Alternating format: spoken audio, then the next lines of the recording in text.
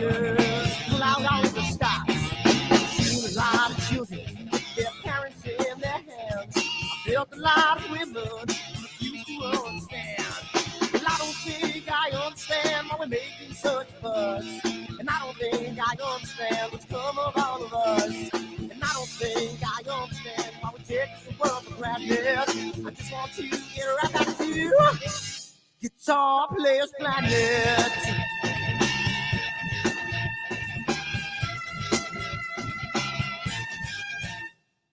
You see it in the papers, you read it every day. The riots and the fires going on in South LA. The muggers and the government, they're all wanting the same thing. They take you for your money, whatever spring. And I don't think I understand why we're making such a fuss. And I don't think I understand what's come of all of us. And I don't think I understand why we take this world for granted. I just want to get right back to Guitar Players Planet.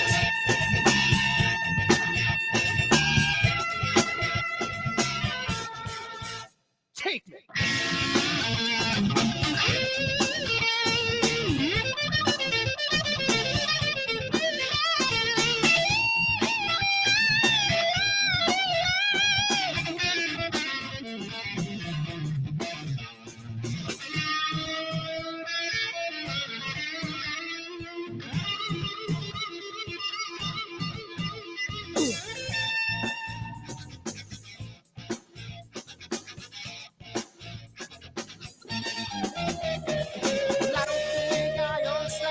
Making such a fuss, and I don't think I understand what's come of all of us. And I don't think I understand why we take this world for granted. I just want to get right back to Guitar Players Planet. Guitar Players Planet. Guitar Players Planet. Guitar Players Planet. Guitar Players Planet. Guitar Players Planet.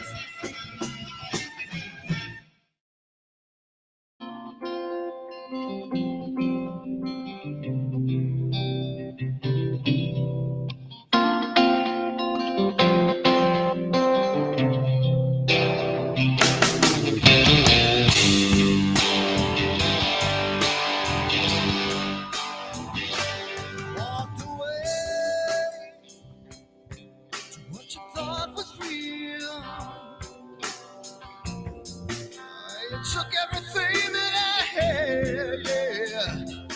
Walked away, but you left one thing behind. You're wondering just what that is. Yes, you are.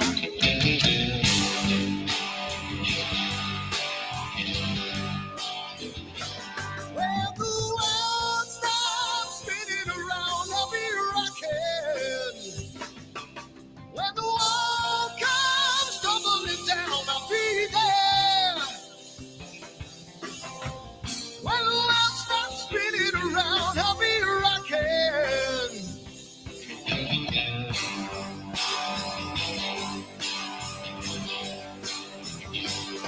We're gonna make a little love down by the water. Maybe out the sun, maybe out the daughter when the music man calls. That's when I gotta play.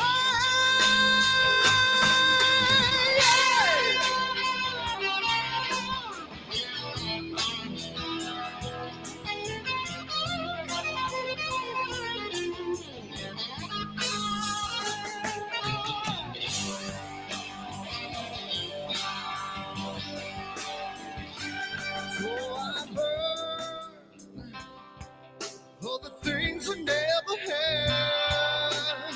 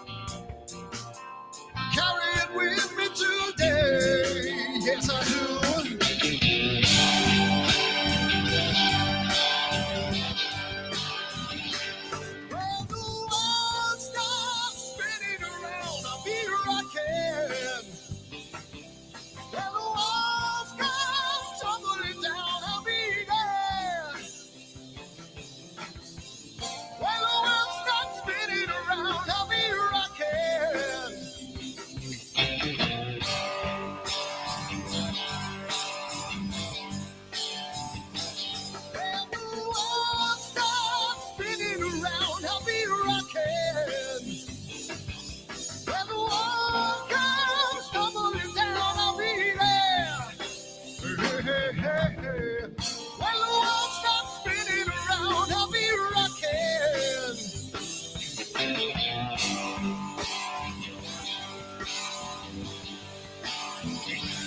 When the world stops spinning around, I'll be rocking.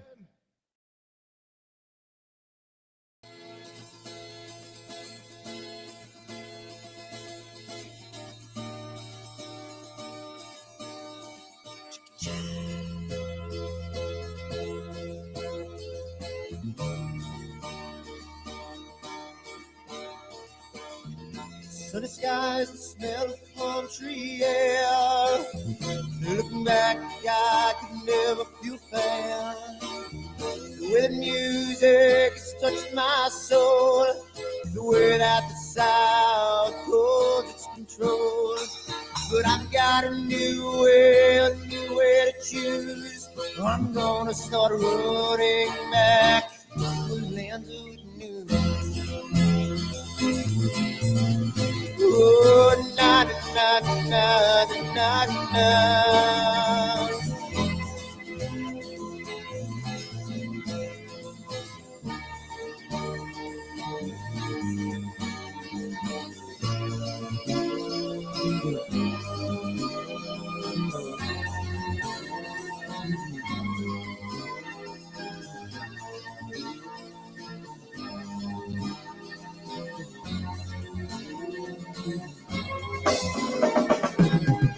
Seems to me that I have lost my friend. Got the sunset off the highway again.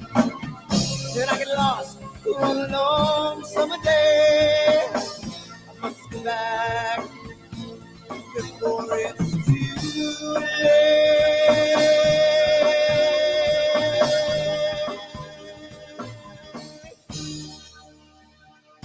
You're afraid, you're feeling alone. Time and space can never unfold. The holidays can ring in your fear. The ghost-stream embrace can only mean tears. And I've got a new way to choose. I'm gonna start running back to lands of blue. Oh, na na na na na na.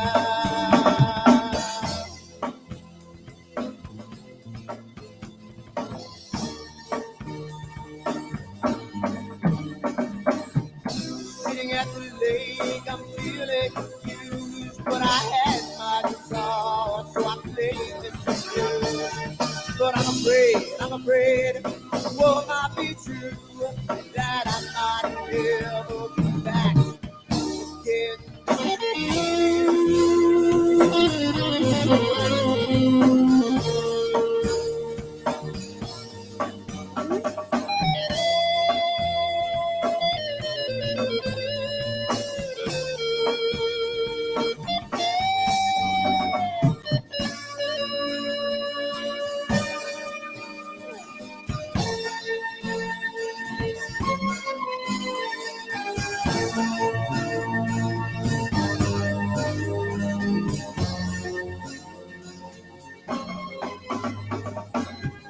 Seems to me that I have lost my friend.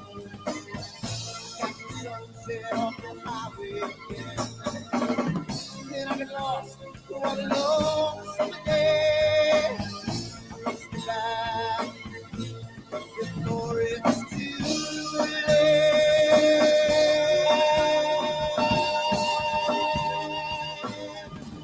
Before it's too late.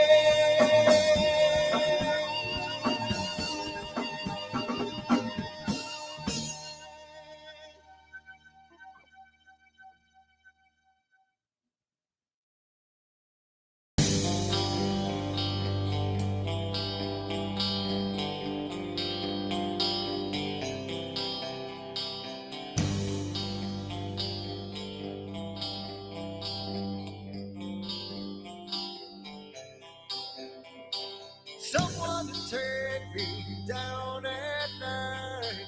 Someone to make my day. New revolution. imagination fills my soul. Oh, I can waste away you, distracting my attention. You're all that's on my mind. You, not looking for perfection, but you're too hard to find. Now the first night is coming, and I know what to do. You know that nothing feels sweeter than someone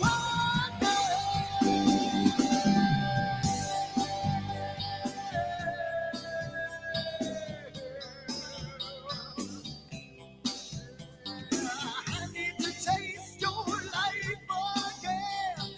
I need a rendezvous. New revelation just feel my soul. Beginning and ends with you. Distracting my attention, you're all that's on my mind. You, not looking for perfection, but you're too hard to find. Now the first night is coming, and I know what to do, yeah. You know that nothing feels sweeter than someone else, yeah.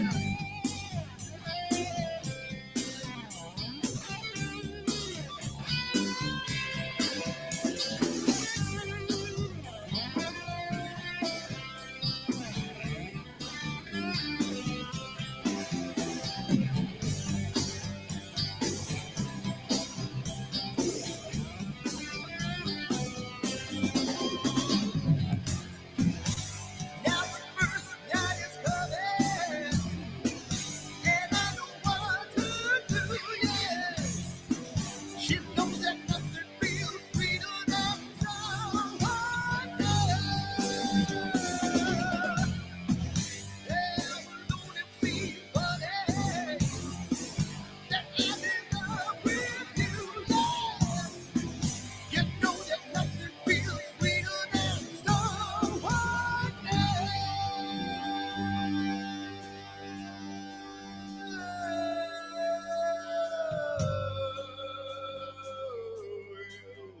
Yeah, yeah, yeah, you.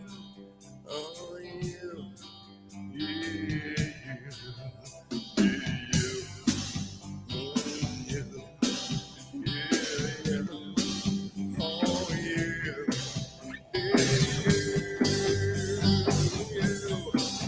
Yeah, you. Oh, you. Oh, you.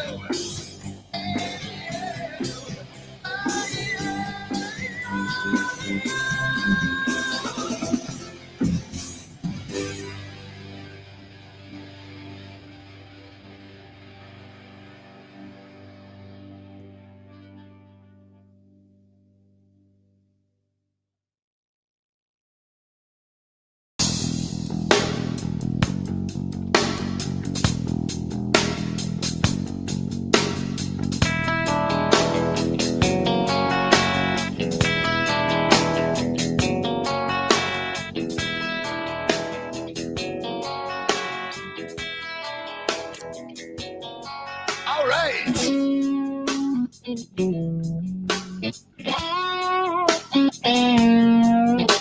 Yeah, yeah, yeah.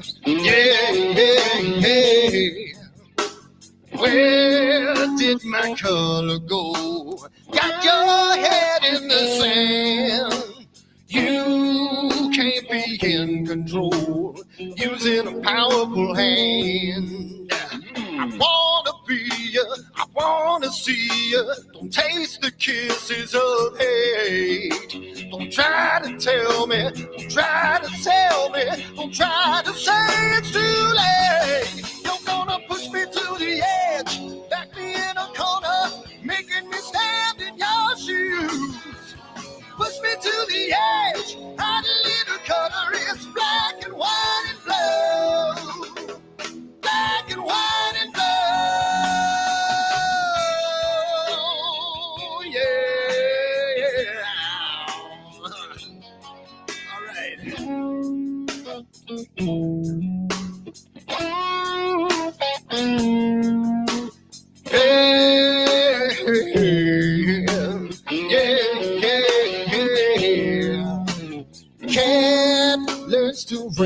bell. Rockets free from the maze.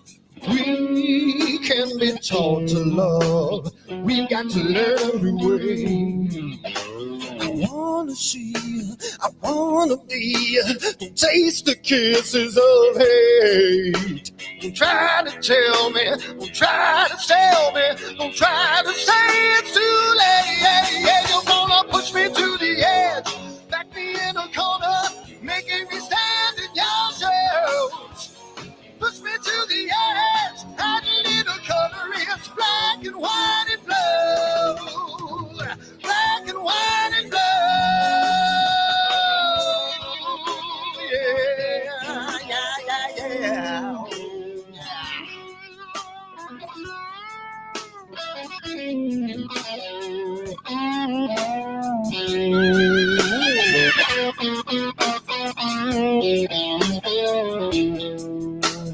I wanna be, I wanna see, don't taste the kisses of hate. Don't try to tell me, don't try to sell me, don't try to say it's too late.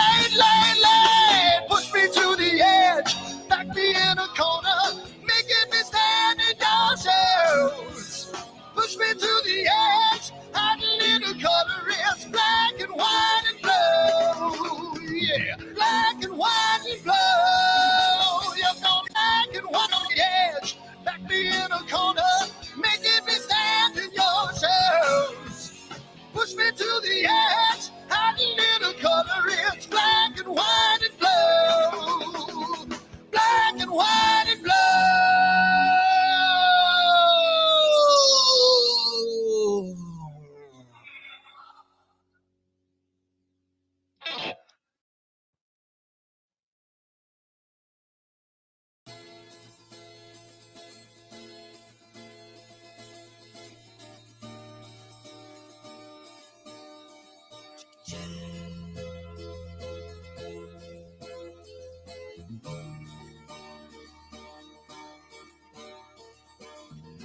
Sunny skies, the smell of palm tree air.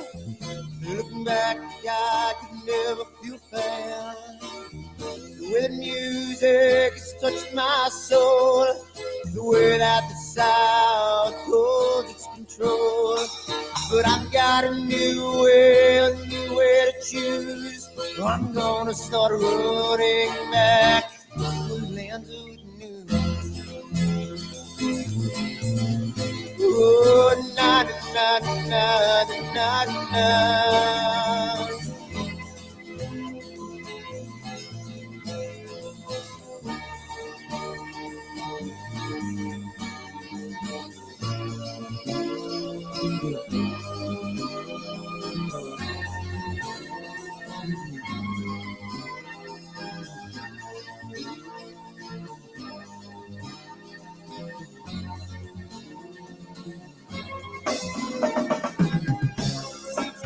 That I have lost my friend. Got the sunset off the highway again.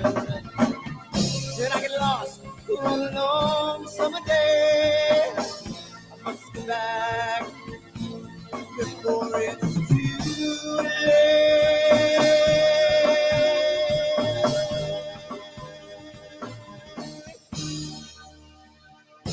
You're afraid, you're feeling alone.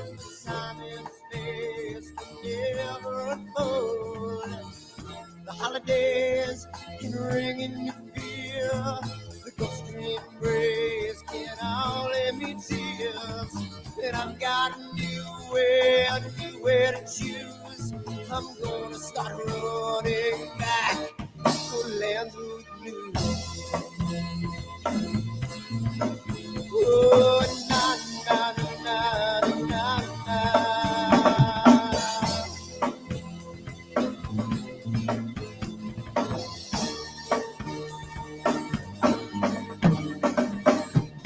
Sitting at the lake, I'm feeling confused, but I had my guitar, so I played this tune. But I'm afraid, what might be true, that I might never be back again.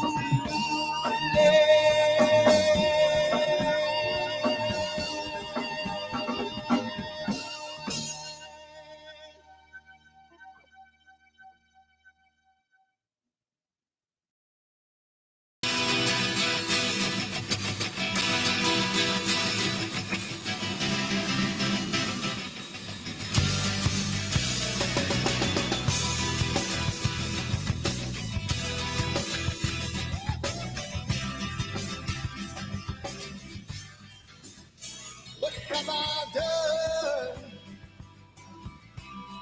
Ooh, what have you seen? Early at night, got in the fight, the candlelight, looking through the screen. Now what have I done? What have you seen? You know there's no future in love when a person has come in between.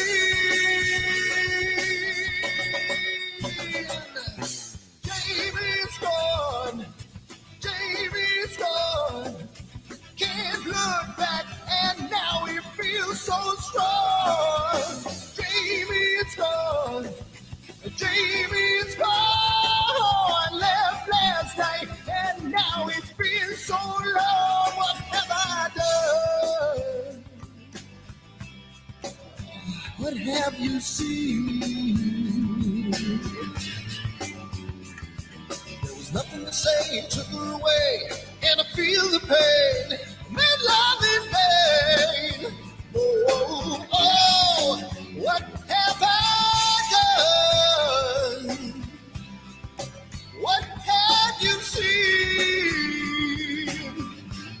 She knows there's no future in love when a person has come in between. Jamie's gone, Jamie's gone. Can't look back and now he feels so strong. Jamie's gone, Jamie's gone. Left last night and now it seems so long. Ooh. Ooh.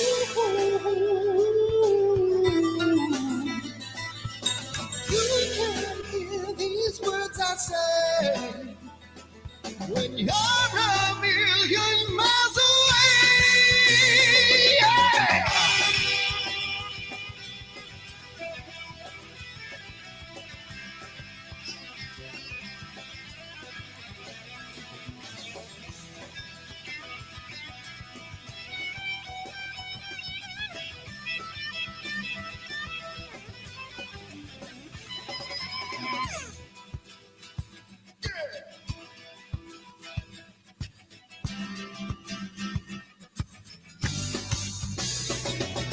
Jamie's gone, Jamie's gone.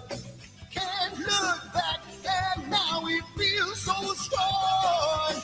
Jamie's gone, Jamie's gone. Left last night and now it seems so long. Jamie, come on, Jamie, yeah. And now you feel so strong. Jamie, come on, Jamie, yeah. Left last night and now it seems so long.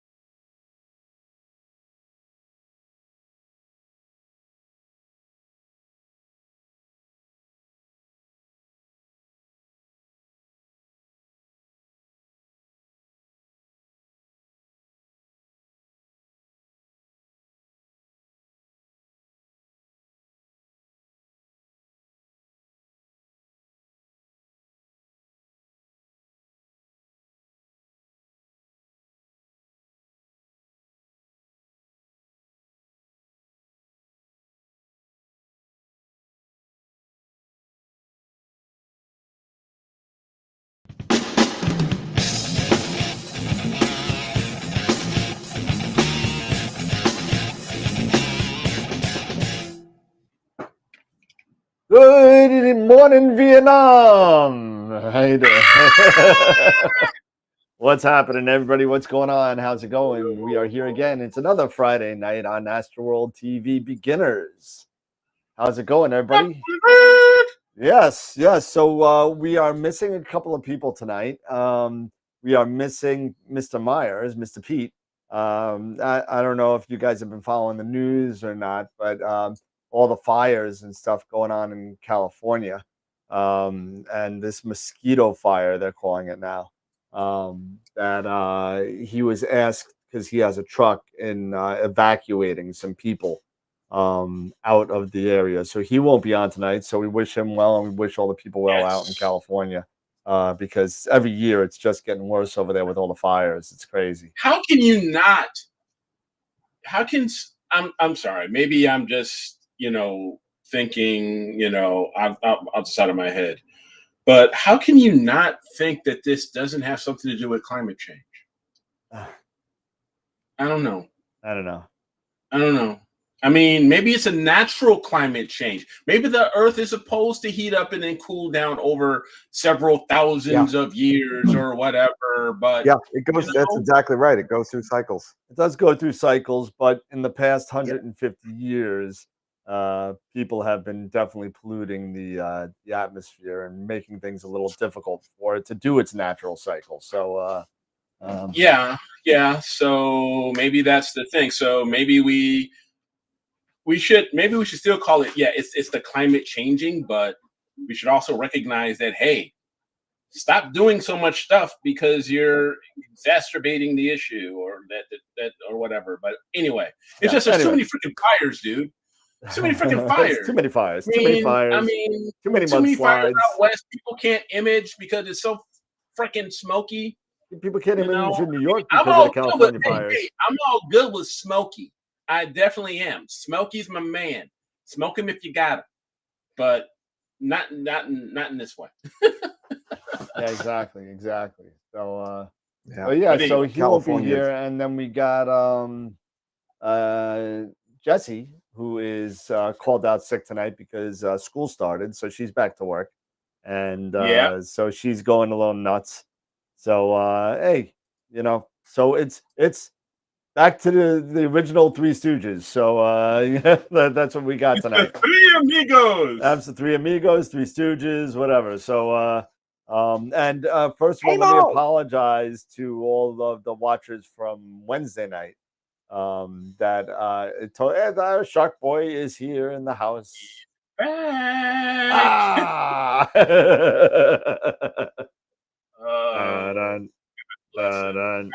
I love this boy. Well, you better. He's yours. You're stuck with him. At least for the next, at least 10 years. At least, There's no hair there. You're not going to get anything. At least for the next. Well, legally, at least for like the next 5. 5. All right, 5. All right. 5. All right. Let's get that off before we get a copyright infringement. So anyway, yeah. So let's do this thing. So yeah, so we're here. We're gonna do a little bit. I'm gonna talk a little bit about different types of scopes. Peter was supposed to be doing his declination and his coordinate systems talk, but unfortunately he won't be doing that. So it'll be a little bit of me and then a little bit of everybody else. So a little bit of the whole thing. So yeah, absolutely, we'll be fine. So let's do what we always do, if I can find it, of course. And there we go. And quick play. There we go. All right. So all of our sponsors, all of our member sponsors, and our corporate sponsors, thank you so much for helping us out with the gifts, the gift cards, the presents, the eagle that we gave away in July. And all this stuff. Everybody's been wonderful. Masters of PixInsight with all the classes. It's really, really, really exciting that we going to have all these people that want to see more of us, which I don't get, but I love it anyway. And so thank you to Woodland Hills Camera and Telescopes. Rich Hubley, who is in the chat right now, won the. If you, in case you, I know Rich, you missed it. Yes, we did spin the wheel after we got shut down. I thought people were listening to us, but I put it in the chat that you did win the $50, and I hope you got it in your email by now because I just sent it to Farah today. So Woodland Hills, thank you. And then Prima Luce Lab, Camera Concepts, and Optolong. In another couple of weeks, we'll be giving away the L Extreme 2-inch. And I believe that's on the 30th. And that one's going to be okay. So the 23rd, we're not going to be having a show because I'll be in Cherry Springs Star Party. So I'll be out in Cherry Springs. And then Camera Concepts, thank you for their gift certificates, and Optolong again for all the filters that they've given us. Masters of PixInsight and IP for AP, all of the tutorials, and don't forget they're starting up this Tuesday. For those of you that are newbies out there, this Tuesday they're restarting up their PixInsight for newbies sessions, starting from the beginning again. This is their third run through of it, and even if you're not a newbie, PixInsight keeps on changing. So they just put out a new update a couple of days ago. So and a lot of things have changed from the WBPP standpoint. So you might want to get into it for $35, 2 hours with some of the best ones in the business. So, and IP for AP, another great resource for PixInsight and also Photoshop as well. Our Quasar member sponsors, our only one, John. Thank you so much. I got to get you that shirt still. You're the only one that's owed a shirt. So, Black Hole members, again, these are all based on level of sponsorship. So thank you to everybody. Red Giant members, I mean, Chris and Dan K should probably be a red. What is it? A Black Hole member because they're in there twice. So thank you so much, and all of our main sequence members. And if you want to be a member, Nigel Arnold as a White Dwarf member and our Protostar members. Thank you so much to all the love and all the money that you guys are giving us to make these show better and get these prizes. So thank you so much. And a week from Wednesday, we're going to be having Nico Carver on. That's going to be a lot of fun. He's going to give us a nice little presentation on what he's been up to. And yeah, that should be really cool. Yeah, that's going to be a lot of fun. And so it's no longer November 12th or December 10th. The show is on December 10th. That is the show date. It's December 10th. I'm sending out all of the letters for sponsors and other guests this weekend. So hopefully we'll get that list will grow quite a bit. So December 10th is going to be the date. And so we got Sean, Amy, Molly, Nico, and Josh. One of our AstroWorld's own, Josh Kovacs, is going to be on giving us a presentation on data management and how to kind of organize your files. And again, all of our other social media platforms, and we are now on Vero as well, which is a new type of Instagram. I was just told that there was a lot of weird stuff on there too.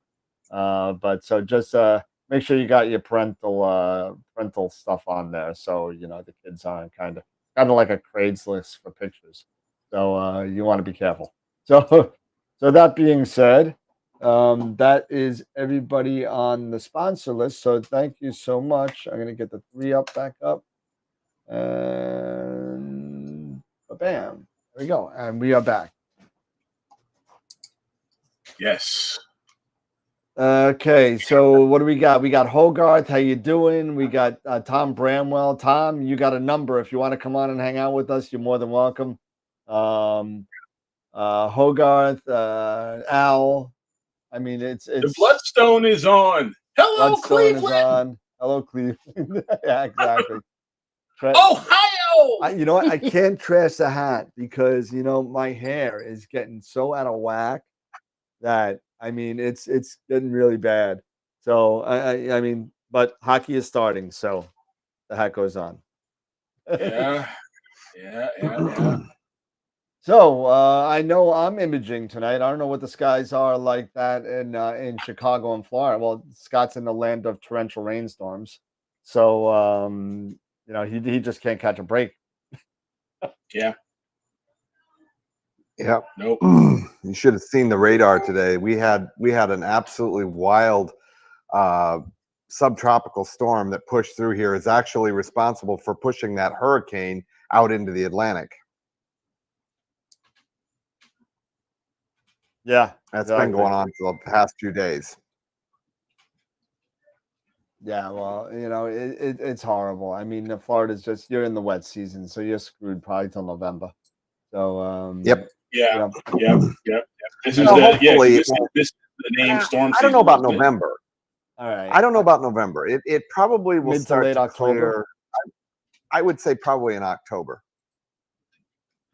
But the thing is that there's just no way in hell that I can risk putting that scope outside, because I mean the rain just pops up. I mean it no warning. Yeah. So I You get just those can't flash do it. flood things going, and it's crazy, So Yeah. I'm getting ready to image right now. I'm going to be doing a little bit more of. I've been playing with the elephant trunk. I've just been doing H alpha, so on the Okay. elephant trunk, and I got the elephant trunk, and I did. Who was it? Was it Tegan? Somebody was doing Tegan was M33 and he H put up alpha. something really sweet. Yep. Yeah. So he had a really nice pick that he put in the admin. Yeah, I jumped on his coattail, so I decided to get on M33 with some H alpha as well. Since at 3 o'clock in the morning, the elephant trunk goes away from me. So from 3 to 5, I did M33. So good for me so far. So that's what I'm doing right now. I'm going to be doing some more of the elephant trunk. We'll see. Okay. Nice. I'm continuing with my project in Cepheus, hanging out with the king. So still doing work there, learning a lot, and always learning, making tweaks, making improvements. And yesterday, ZWO released their beta for their beta for the ASI Air operating system, or the application. They've gone to 2.0 now, and I downloaded it last night, and it looks pretty slick. A couple of things that they've added on is they use planetary and DSO stacking, so you can create masters and do live stacking. Again, within the ASI Air, you can actually create a dark library for your guiding, so you can integrate. So just like with PhD, where before you can even really start guiding, it will require you to either do a bad pixel map or a dark library. Now the ASI Air is doing that. It's not being forced upon you to do a dark library, but you can create one, right? And it'll create one for you. So that's pretty cool. More optimization. Oh, another thing is sharing, community sharing of your images right from the ASI Air. So you can share within the ASI Air community your photos, either through maybe the completed live stacked images, or just through what you're working on. I'm not sure exactly how it all works, but you can upload and share your work within the community, which is really cool. They've got where you can actually, in the camera, in the Sky Atlas, they finally have set up for the mosaic, and you can edit. You can do mosaic now within Sky Atlas, and you can also update and change your plan within Sky Atlas, as well as you can. It has the assist for camera rotation, so if you have, so that way you can frame your target pretty well. They've added on, because now that I have the 2600, you can actually when your camera's connected, you can turn on anti-dew. So that's pretty cool. And they've done a few other things for iPad. They've improved a bit on PA. They've added now support for the new medium format, $15,000 camera, that they've got out there. So they added that. And they support Mac now. So Who can, I does? think, Who supports Mac? the ASI Air. So Oh, They you have an mean Apple Store like app? iPad? yeah, with Apple Silicon. And Oh, they've optimized and they've improved the user interface on iPad. They've done a few other things as well. So you just have to take a look at the README a bit more. But those are just a few things that I can think of. Well, I don't know if you guys realize it or not. The new iPads are phenomenal. Can't afford them. The higher end, the M1s, the higher end M1s and M2s, it's like a freaking computer. I mean, they are really amazing. Yeah, they're also as much as a computer. So you may as well. Oh yeah, a 12-inch, what is it? 12.6, 12.6, I think. It's bigger than that. It's like a 12. Somebody will correct me, but I think it's like a 12.6 or something like that. That with the M1, I bought one a couple months back and it was $2,000. 12.9. What? 12.9. 12.9. It's like yeah, it was walking $2,000. around with a 13-inch monitor. I mean, who the hell wants to do that? But it's sweet as hell. I'm sure it is. It's just, it's got a 5K display. If I can have something that big, I'm sorry. If I can have something that big, it's I'd rather just have a laptop and a flip friggin' Chromebook and be done with it. Well, I mean, this is the one that I use for mostly for what I would need is this little one. This is I think the 10-inch, something like that. Yep.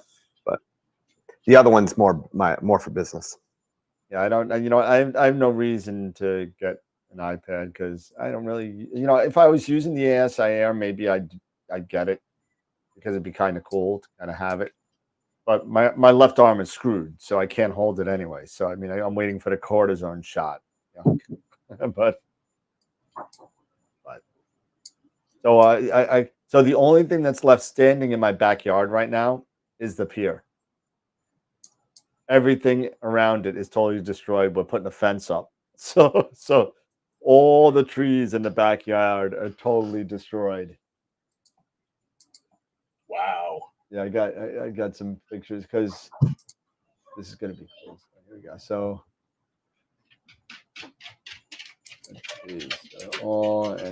here you go. So here's one of the pictures. This is the front. There used to be a fence back here. All this was trees. There's more trees. There was a fence over here, and more forsythia bushes are all gone. Oh yeah. There's the lonely pier by itself, all by itself. So you took those bushes right out? Oh, I didn't do anything. I hired somebody to do it. I'm not doing that. You're crazy. Oh.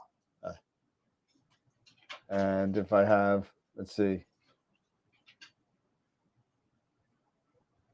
And did I take a picture of? Yeah, in response to Tom's statement there, the iPad, you're right, Tom. they are kind of a specialty thing. I use mine for work, and clients and things, high res photos. You can do yours as a write-off then. Oh yeah, all of my computer stuff is a write-off. Yeah. Yeah. Unlike us. You know what? I'll just use my laptop for now. I mean, I'm okay. I've been using a laptop. I don't really. you know, I'll use my cell phone for the ASIR when I got the ASIR rig out, and you know, when I'm out in the field, and then I'll have my laptop for everything else, and that's fine. Tom's like, yeah, you could write off an iPad, ship it over. Yeah. Yep. One of the things that I do like about the new iPad, though, is the sensitivity of the pencil, which is really nice, especially if you're going to use it for, you know, image acquisition. Like if you're going to connect through, like, what's the one I use? Microsoft Remote Desktop to connect to the Eagle. It makes it really nice because you can literally, you don't have to use your finger. You can just use that pencil and just touch. And it's really, really sensitive and very precise. I do like that. The new pencil is really nice, and it clips right to the top of the iPad and charges. So it's pretty cool. Inductive charging. But yeah, you're right, Tom. The pencil is amazing. It really is. My wife was the first one to buy the big iPad. She's had one now for a couple of years, and God, she just loves it. She uses it all the time. Yeah. So yeah. So other than that, I mean, what? There's really, I mean, not a lot going on. But here you go. Here's a. I'm still tinkering around with this with the ASIR, you know, the new beta. But if for those who may not have downloaded or seen it yet, it's kind of interesting, some of the things you can do. So I was thinking maybe I'll share my screen here. Sure. And show. All right.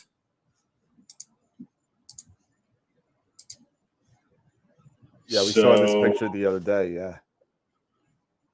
So let me hide this. Okay, so it's got a new backdrop and a few enhancements here. So the annotate and some of the little tools, they've actually put them onto the they've added them onto the sidebar here.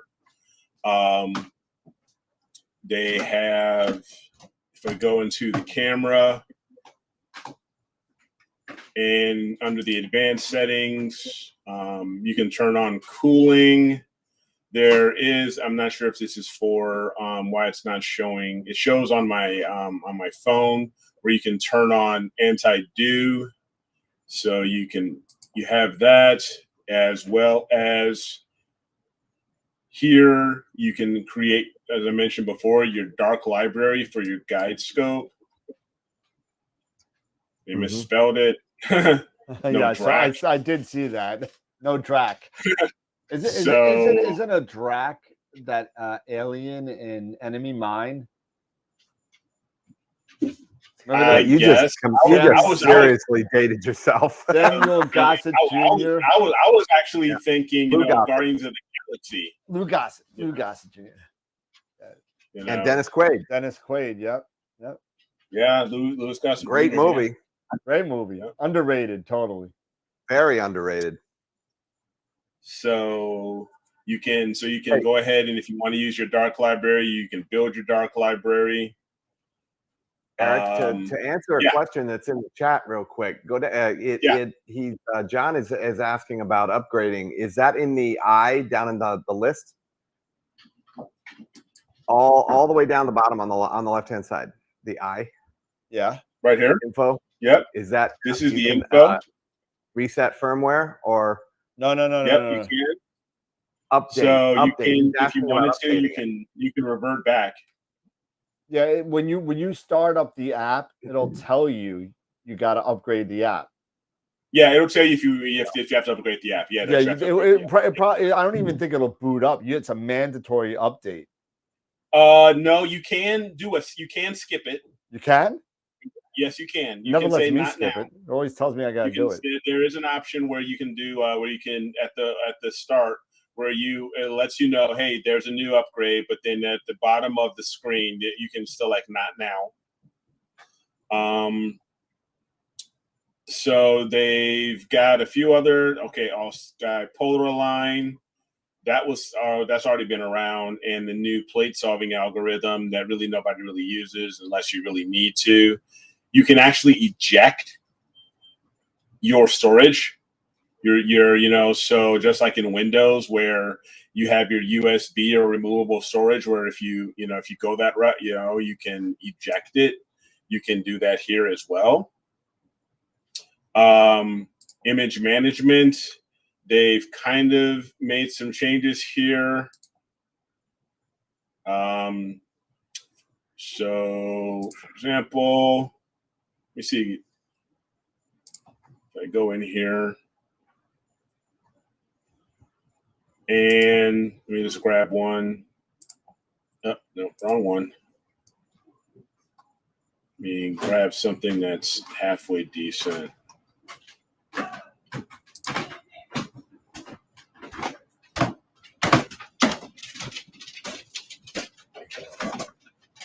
Okay, so you've got here, you can share the JPEG with the community.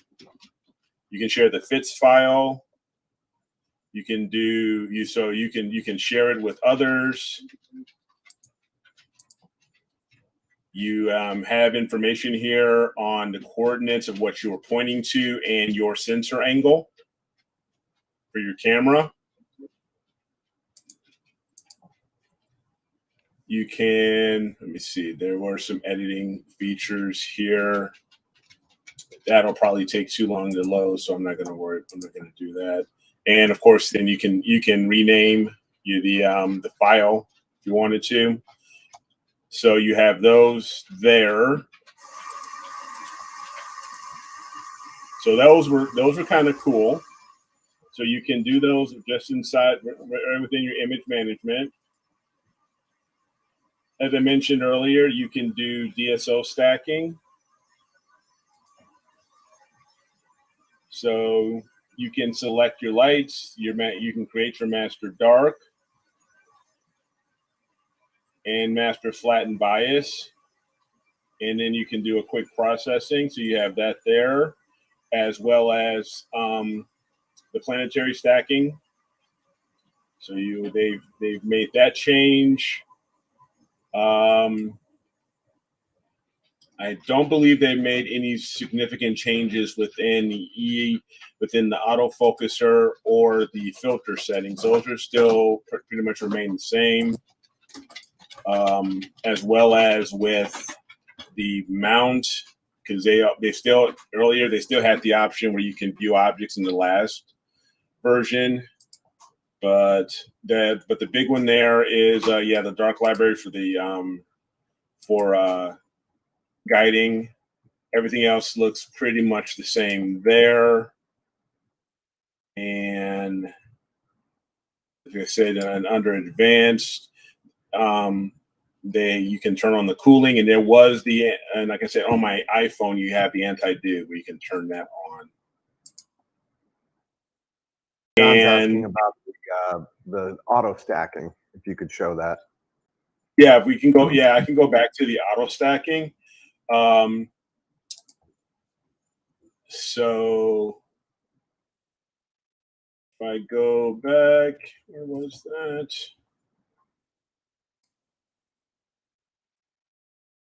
Sorry. Right here. Yeah, so under the file manager is where you can go for your stacking. And this is where you can also build, like I said, those calibration frames. You can build, I bet you can just click tap. I'm wondering if you can say tap to create. There you go. So, and then you have your darks here that you can choose and build your dark library. So it's recommending it at a minimum of 20 files. I keep mine in my auto run. I do have maybe some in my plan, but those are basically my darks, my flat darks, which I'll probably would use as bias. And if you wanted to pull from your live, from your live views, you could do that, but there are those. So you would just, obviously you would select them and then you would create them. So there is that, and then you begin your processing. I honestly, since I don't do planetary, I'm not really sure, but it looks like here you would add videos, for those to do your stacking, which makes sense because those are high-speed files. And you also have your log, so you can actually view your planned and auto run logs to see if there were any issues. You can follow up and check that out, see how things went, and if you need to do any type of diagnostics. So there's that.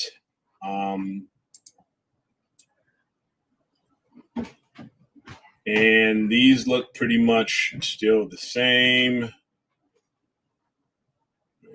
Having those on, your output settings, your names, and all of that good stuff. So that hasn't changed. One cool thing that I mentioned was Sky Atlas, that they made some updates within Sky Atlas. So if we go to Sky Atlas here, here's the camera rotator, where you can actually rotate the camera, give you an idea of how so you can do any, so you can frame up. You have here the mosaic wizard. Don't ask me yet on how this works because I'm not 100% sure yet, but you have your X pane and your Y pane, and you have this, and you have your overlap percentage. So I'm thinking it's just a matter of setting things up. You just move over because I don't think I can grab.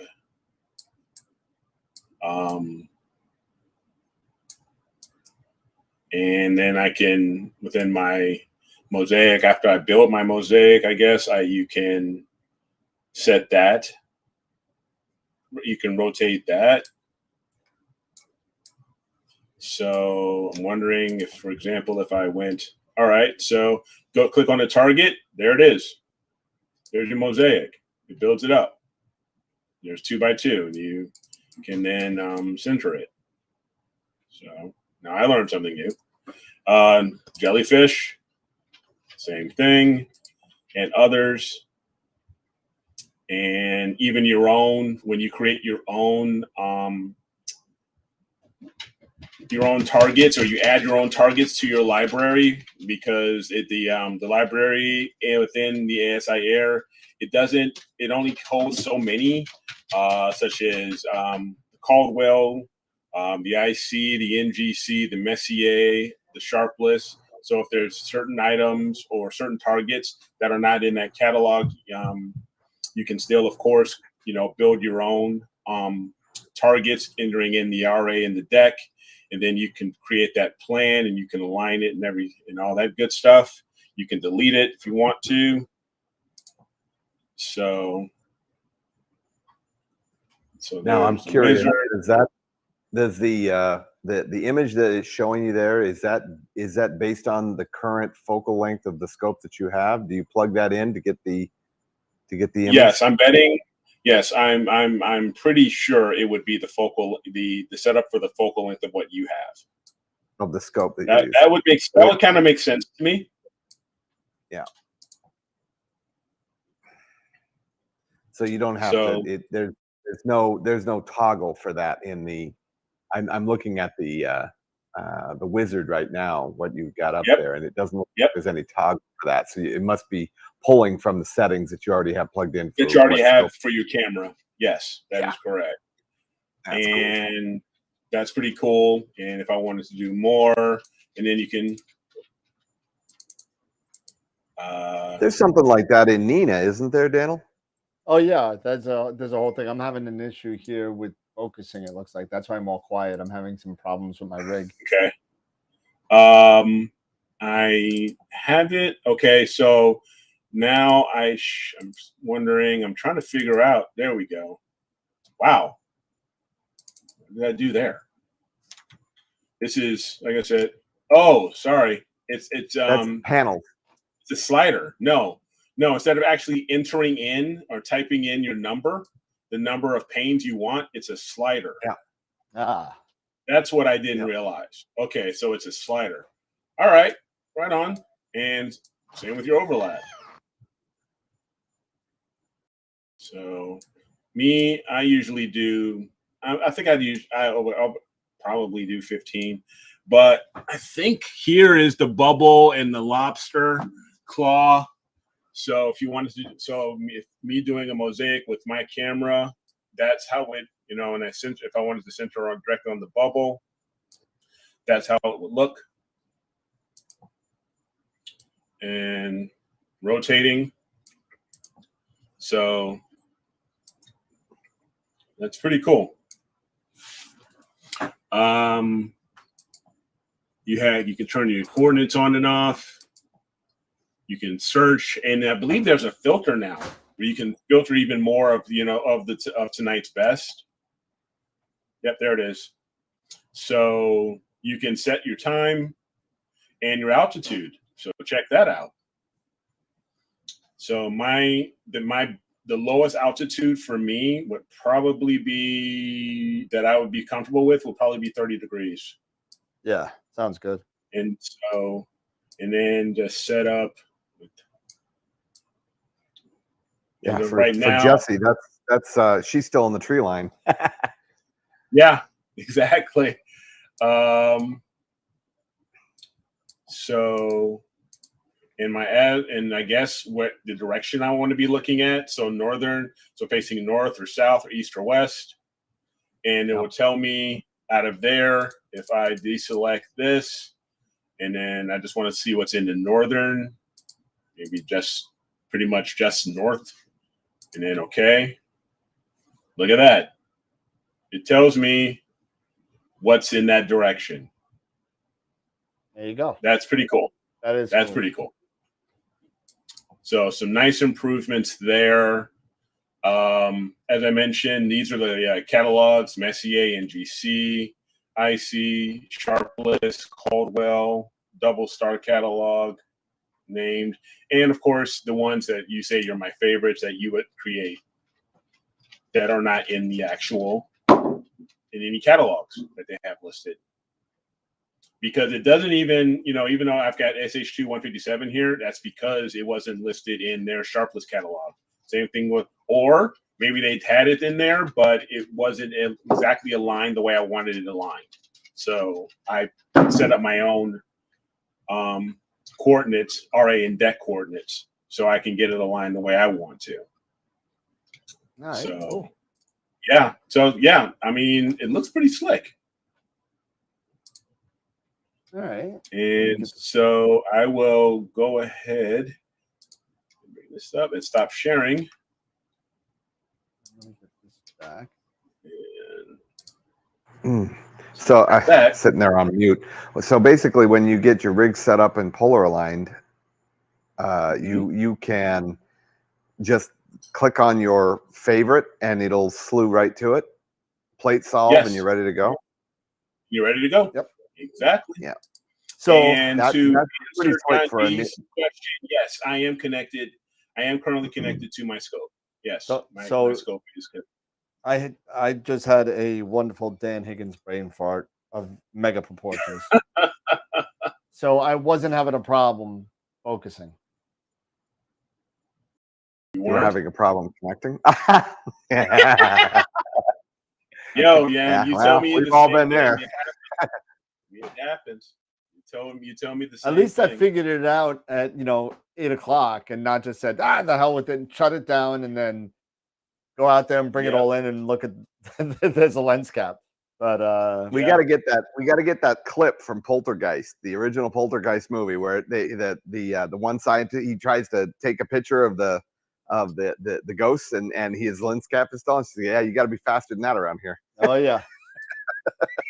Here you go. So check this out. This is some things that I'm working on here. So this is, which one is this? This is, yeah. So this is the elephant trunk. And this is right out of the stack. This is only H alpha. Okay. And you know, you could start to see I need the flattener a little bit. I'm getting a little elongated stars in the corners. In the corners. Yeah. I mean, in the front, in the middle, I'm dead on. No problem. Yeah. It's a flattener issue, and I just didn't want to waste any time anymore because I just want to start. If I gotta crop it just here, you know, for now, at least I'll have something, because I need to do something. I can't just sit here and wait until they said September, and now it's September 9th, and now they said call me in a couple weeks. So now I'm looking at October. Next thing you know, it'll be spring. But that's one thing that I've been working on. So I'm going to be doing a better one on the elephant trunk. And this is M33 H alpha only. So that's one thing I'm working. That's only 2 hours worth of data. So it's got some nice little. Isn't that what Tegan shot? Yeah, I jumped on the bandwagon, and you know, I jumped on the bandwagon, and you know, I had 2 hours to putz around, and so I put it on because once the elephant trunk went behind the house, it was like 2:30 in the morning. So I said, all right, what else is there? M33 just happened to be there, so I took 2 hours of M33, just H alpha. So. And eventually, just real quick, I was answering a question. Mike G, is there a special link to get the beta? No. Actually, if you are a member of the ZWASI Air Facebook group, they have the links to the beta on their page. So there's nothing special to that you need to do. Just go to the links. Yep. Now, if you have an Apple iOS, you can download the test flight app, and you can from within test flight, you can select, you can choose ASI Air as, you know, because test flight is, I guess, where, you know, other companies do a lot of their beta testing or push out their betas. So you can download the one for ASI, for ZWO, for the ASI Air, and then it'll push it to your camera. So it makes it nice and easy. If you're using an Apple product, yeah, you can just go there. But there is also a website for it, as well as one for Android. So, and that's what I just did while Dan was going through our sponsors. I was actually downloading to my BlueStacks Android emulator the beta, the 2.0 beta, so I could show it to everyone.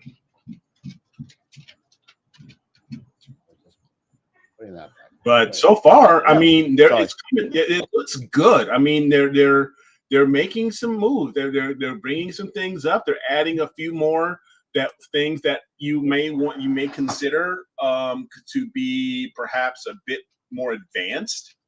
You know, with the mosaic and the camera rotating. You know, the filtering, which is really nice. So to help you with your planning, depending on which so you can select which direction you want to image. So, I mean, there's quite a few things that I'm kind of liking. With the ASI Air, I mentioned to Simon that they need to do something for filters, for filter offset and calculations. Yeah, I saw that post. Yeah, so hopefully, you know, maybe in the next iteration or two, they'll do something they'll do something for that. Either you can calculate your own offsets, or they'll build in a calculator. I mean, if Nina can do it, it doesn't seem that it'll be that hard. You know, and Pix Insight also has put out a decent upgrade Some things have changed in WBPP as well. Okay. And let's see if I can show this real quick. Here you go. So everybody knows WBPP, I think. And basically that's where we go to it'll show up. It's probably loading. Yeah. That goes to pre-process our files and get a stack going. Give it a second. I think I had a whole bunch in there, so it's loading up a couple of things. But they added a cool little tab here, and here it is. So it went on the side. Yeah, I was heading up my last project.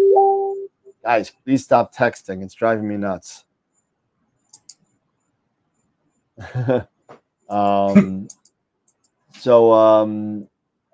We all know the bias, darks, flats, lights, and calibration. That's what we started with in the beginning. A couple of things they changed. They got rid of all the buttons down here. Before it said darks, bias, flats down here. Yeah. Now you could just choose which one here. Or you could just do an entire directory, an entire folder.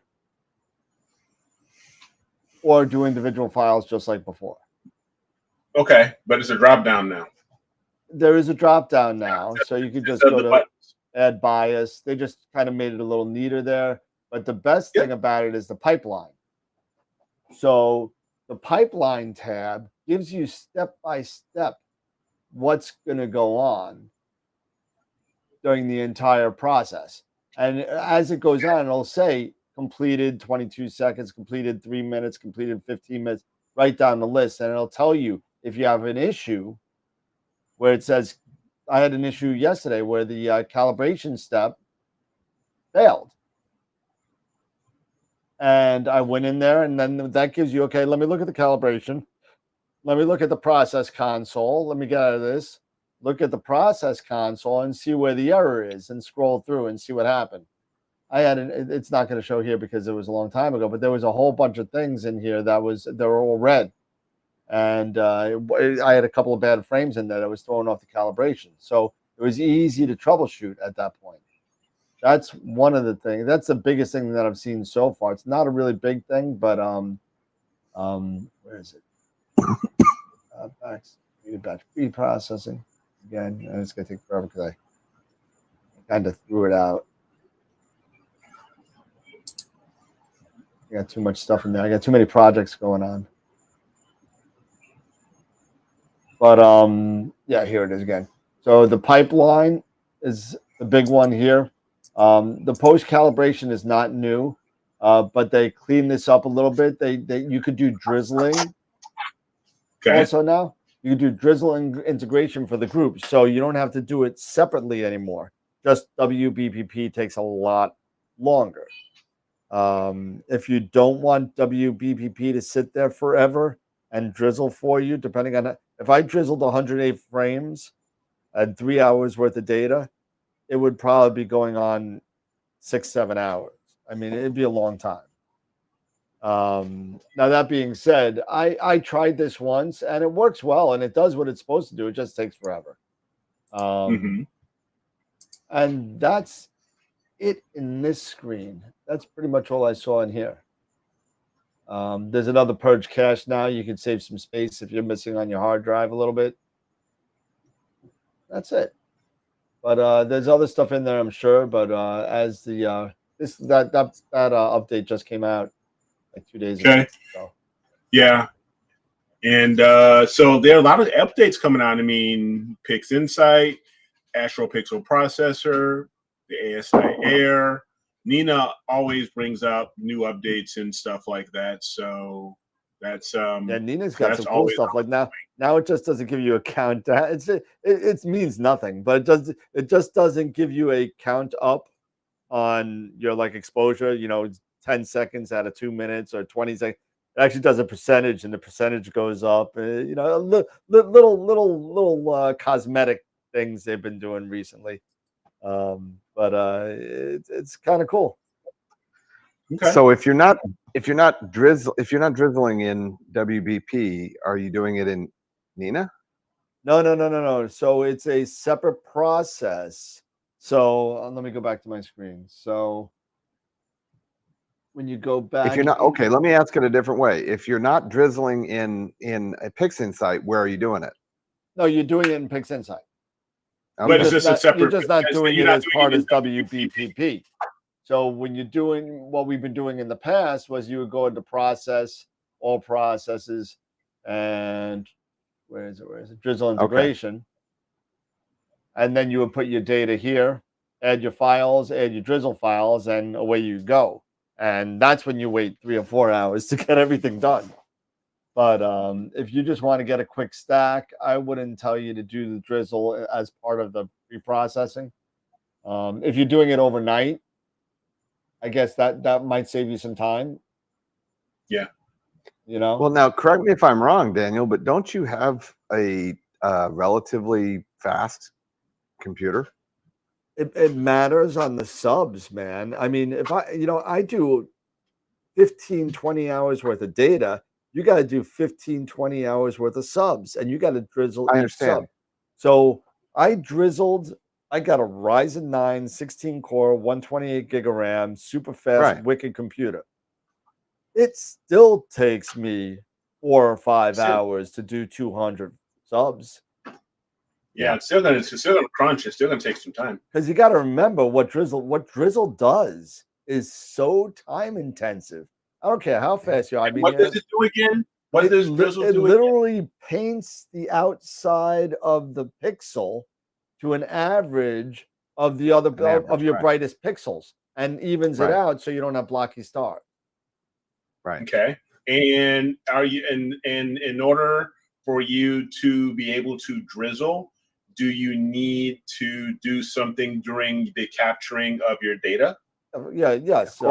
Yeah, so you're leading me. I know.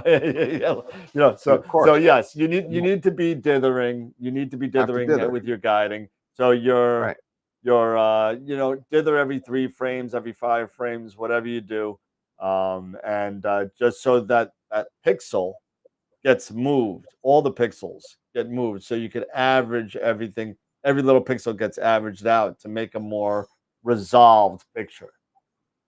Does it matter?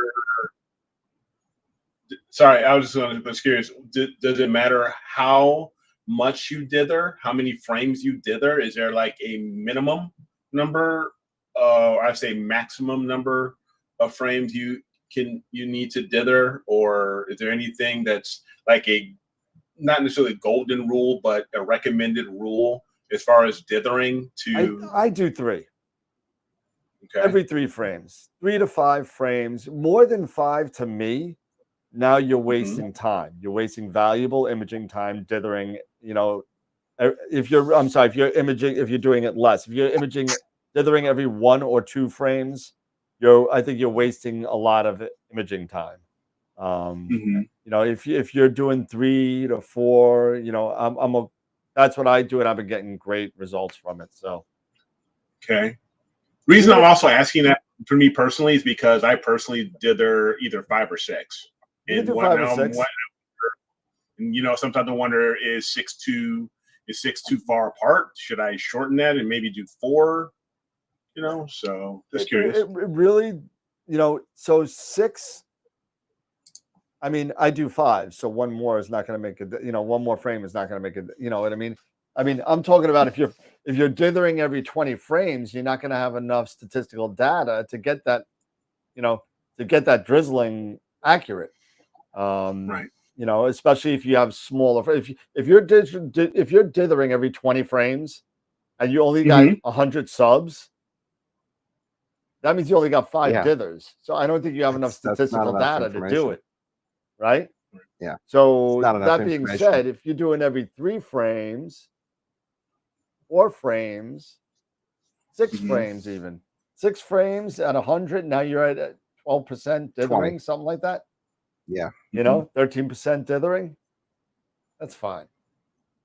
Okay. And I know you have a lot more than 100 subs. So I mean, 6 frames is fine for you. That's fine for you. And actually now I got lucky. Sometimes it's better to be lucky than good. And yesterday, while I was imaging, I was able to get some really good guiding. I improved my autofocus on my narrowband, because when I was autofocusing in the past with the EAF, I was getting much larger HFD numbers. And now they're gone down to what I would think would be normal, in the 2s, mid to upper 2s, lower 3s, versus 5, 6, and so on, which is pretty bad unless you were binning or somewhat. And I honestly, and I don't know if you guys recall that how I changed and modified slightly the configuration of the FLT90 to have the EAF somewhat pointing upward instead of off on the side. That's helped out a lot when it comes to balancing. Oh, good. So that's helped out a lot, and that's helped out with the guiding. But as we even said this off the air, my auto focusing, I have shortened the time that it takes to autofocus based off of realizing when I would do previews or my plate solving for any ASI Air, I would only do the centering and auto align and plate solve. It would be 5 seconds. But my autofocus, I had it set, because it was narrowband, I think I had it set to 10 at one point. But then I realized, hey, dummy, if you're doing centering and and plate solving and everything like that at 5 seconds, don't you think autofocus would be just fine, too? Yeah, right. At 5 seconds. So, and I think that's one of the reasons also is me shortening that time span of the autofocus. I think it's actually improved the HFD numbers. Okay. I can't say for sure, but I think it's because I did shorten that exposure time. So yeah, and I was able to get much better photos. Here, I'll show you, like right now, the work that I've got going on. I'll share with my screen here really quick. Yeah, while you're sharing that real quick, Licho made a good point, Licho 52, where it really depends also on the length of your frames when you're drizzling. I'm sorry, when you're dithering. He's right, because if you're doing a 15-minute frame, I can't get close to a 15-minute frame because a plane will go right through my field of view. I can't do it. But if you're doing a 15-minute frame, you probably might want to dither every frame because you got so much data in one sub. Right. And also, and I gotta say something, dither and be undersampled. Steve said something in the chat. Undersampling is something I'm not undersampled with the AP and the 268. I'm at like 1.7 arc seconds per pixel. And I got to be honest with you, I dithered and I saw a great improvement. So I'm not undersampled per se, but it was a little blocky. So I tried it. And I love the way it comes out. So I'm going to drizzle even if I don't need to. Okay. So let me go ahead, and I am going to go into Fitz view here. And right now, of course, we can see that this is the wizard. And in the past, because I was thinking of my tracking issues, I was doing 300. So this is the wizard at 300. Let me increase this a bit.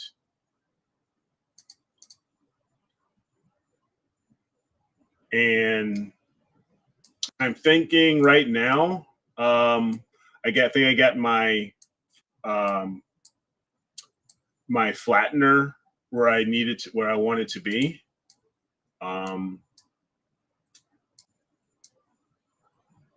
They have a little elongation, but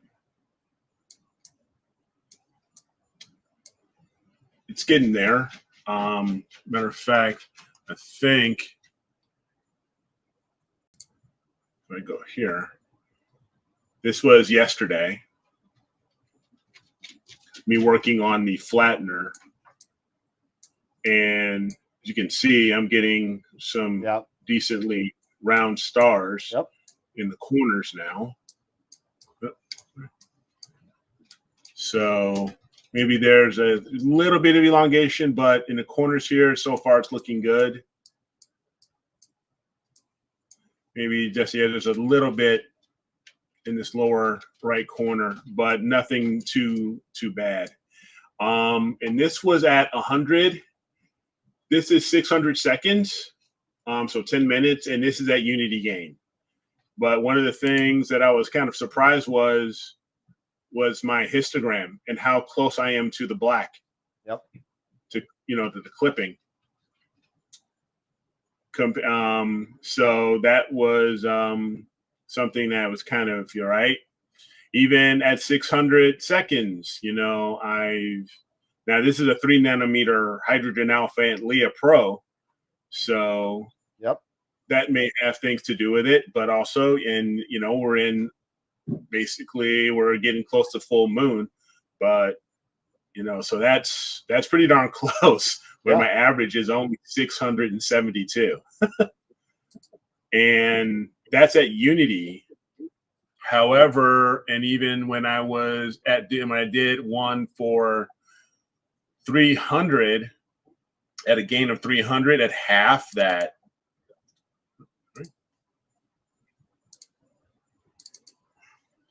and see here, I go at F11, and take a look. I mean, still averaging about the same, even with the boosted gain. So what that tells me is, one, I don't really need to, you know, keep it at such a high gain, because I'm losing out on full well depth. Having it such a high gain, yeah, my read noise is going to be lower, but I'm sacrificing my full well depth in that dynamic range. Yep, there you go. So yeah, you did a lot of research on that and tried to figure out the pluses and the minuses of that. So I think I sure did. Yeah, you're going in the right place, I think, and the data is just going to prove it. So yeah, so we're going to see how things, you know, and I did some, this was at oxygen at 300, and this was also at 180 seconds, when this was early last week, when we were still, you know, at a decent point where I could do oxygen, I think. Yep. And even here, my average is at 1,063, and the standard's at 324 ADU. So I am even here. This is nuts how close I am. I'm actually even clipping somewhat. Yeah, you are. I was going to say you're clipping there. I'm actually clipping, you know, and this is at 3, and this is at high gain, right? So tells you something. So yeah, I figured I'd share those, and you know, we can have a little bit of insight on that. Cool.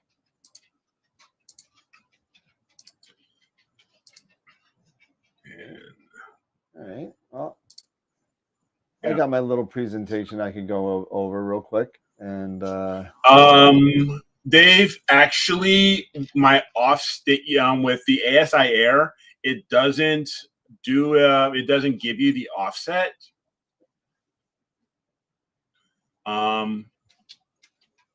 So yeah, that Lico 52. Yeah, Lico. Yeah. So the higher the gain, yeah, I was clipping. So that taught me a few things, and what I'll most likely do is, when we get back to last quarter new moon, I will redo the oxygen.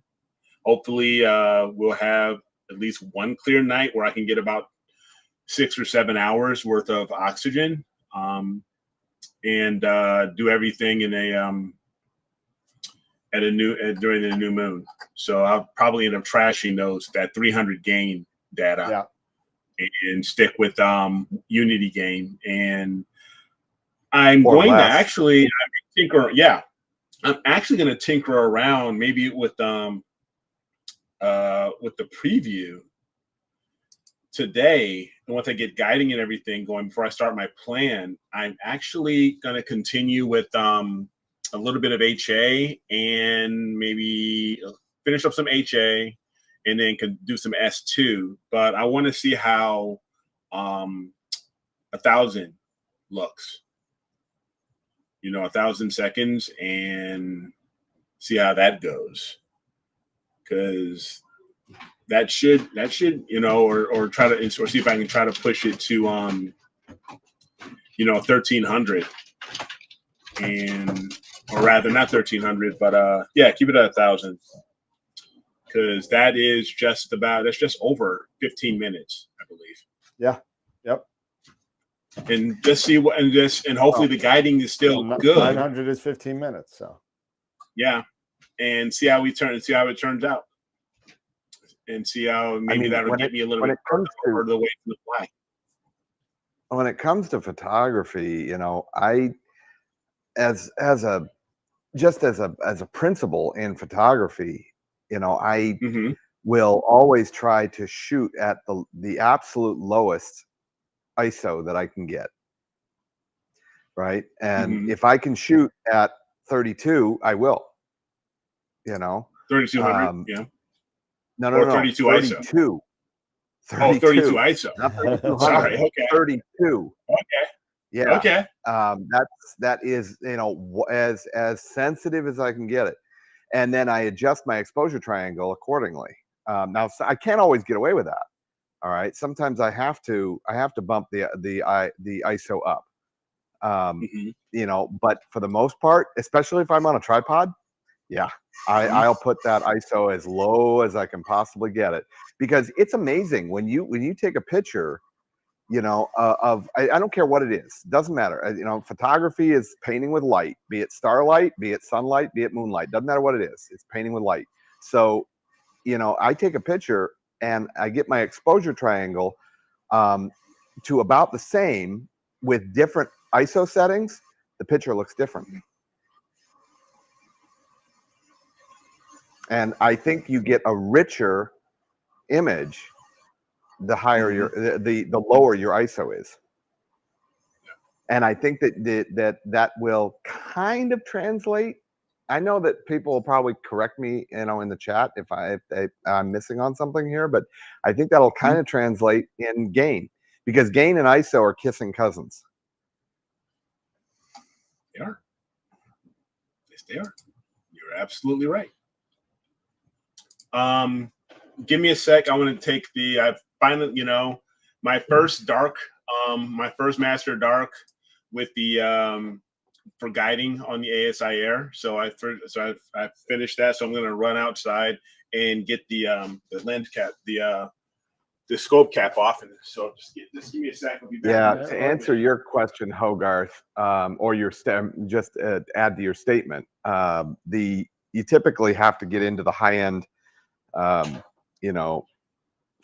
full frame Canons and Nikons and Fujis and so on and so forth, Hasselblads, and such. The D850,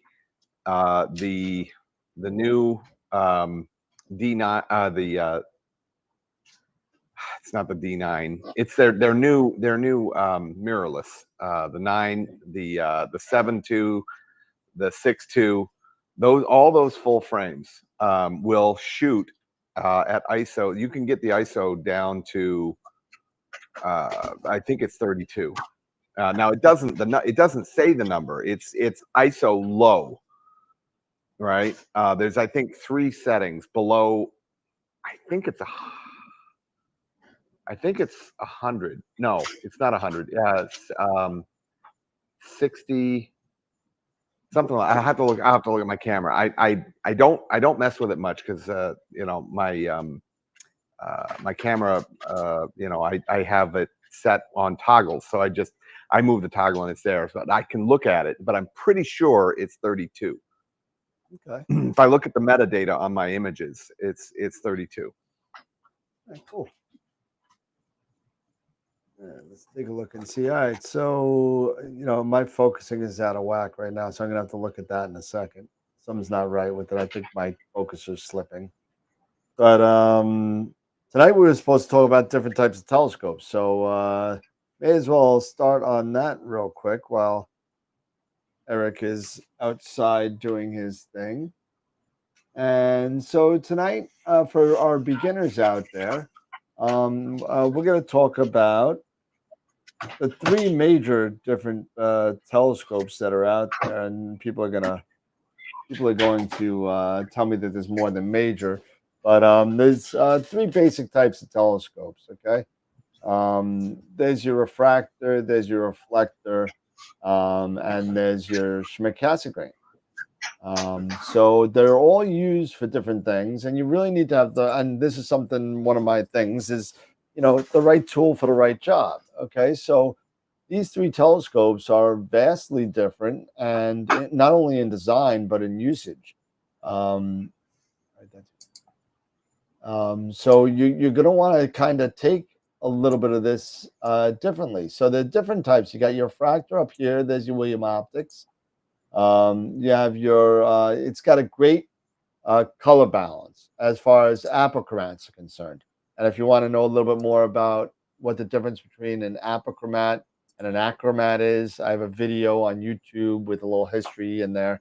It's kind of cool. So check that out. But it does have great color balance. It's the most forgiving out of the three. Okay. Are you back, Eric? Yeah, I'm back. Okay. I'm back. Right. I heard you say okay, but it's as far as I'm concerned, it's the most forgiving out of three.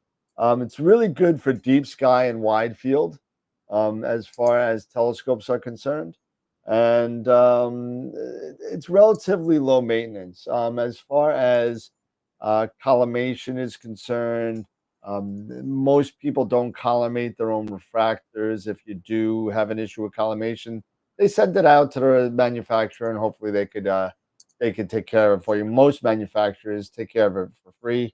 Some manufacturers I heard just recently, and I don't want to mention names, but some are actually taking collimation off their warranty that I've heard. So more Really? on that. Yeah, more on that. I'm sure that will come out eventually within the next month or so. So they're really not suited for planetary refractors. They're really not made for planetary. Number one reason is the relatively low focal length. Not to mention the fact planets are relatively bright compared to everything else. So you need a slower scope, and we'll get into what that means as we move on.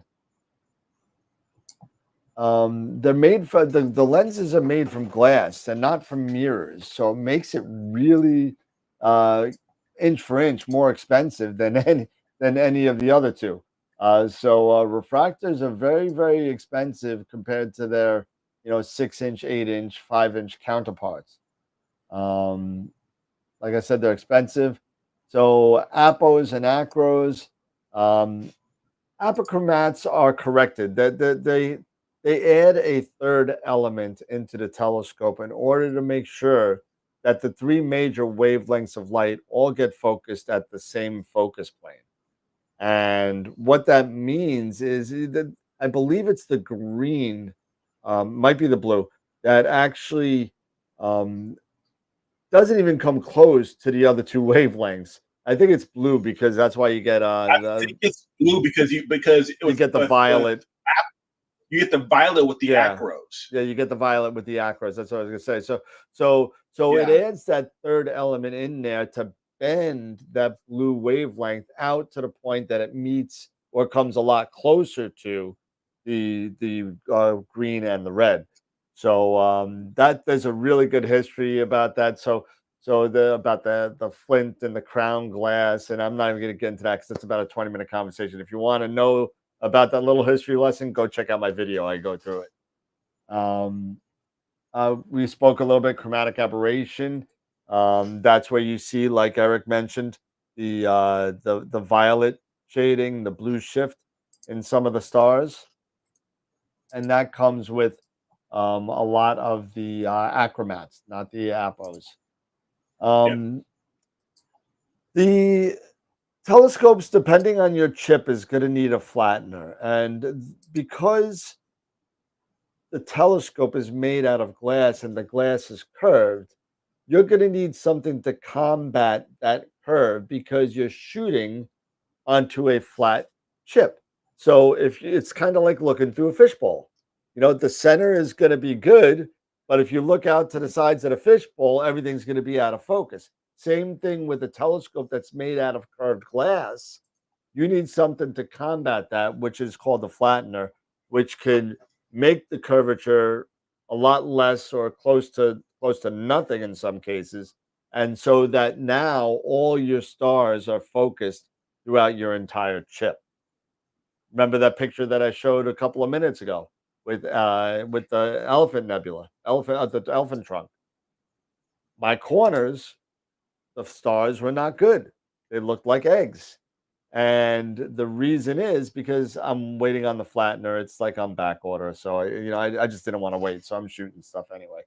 but I probably should wait for the flattener, but it'll be fine.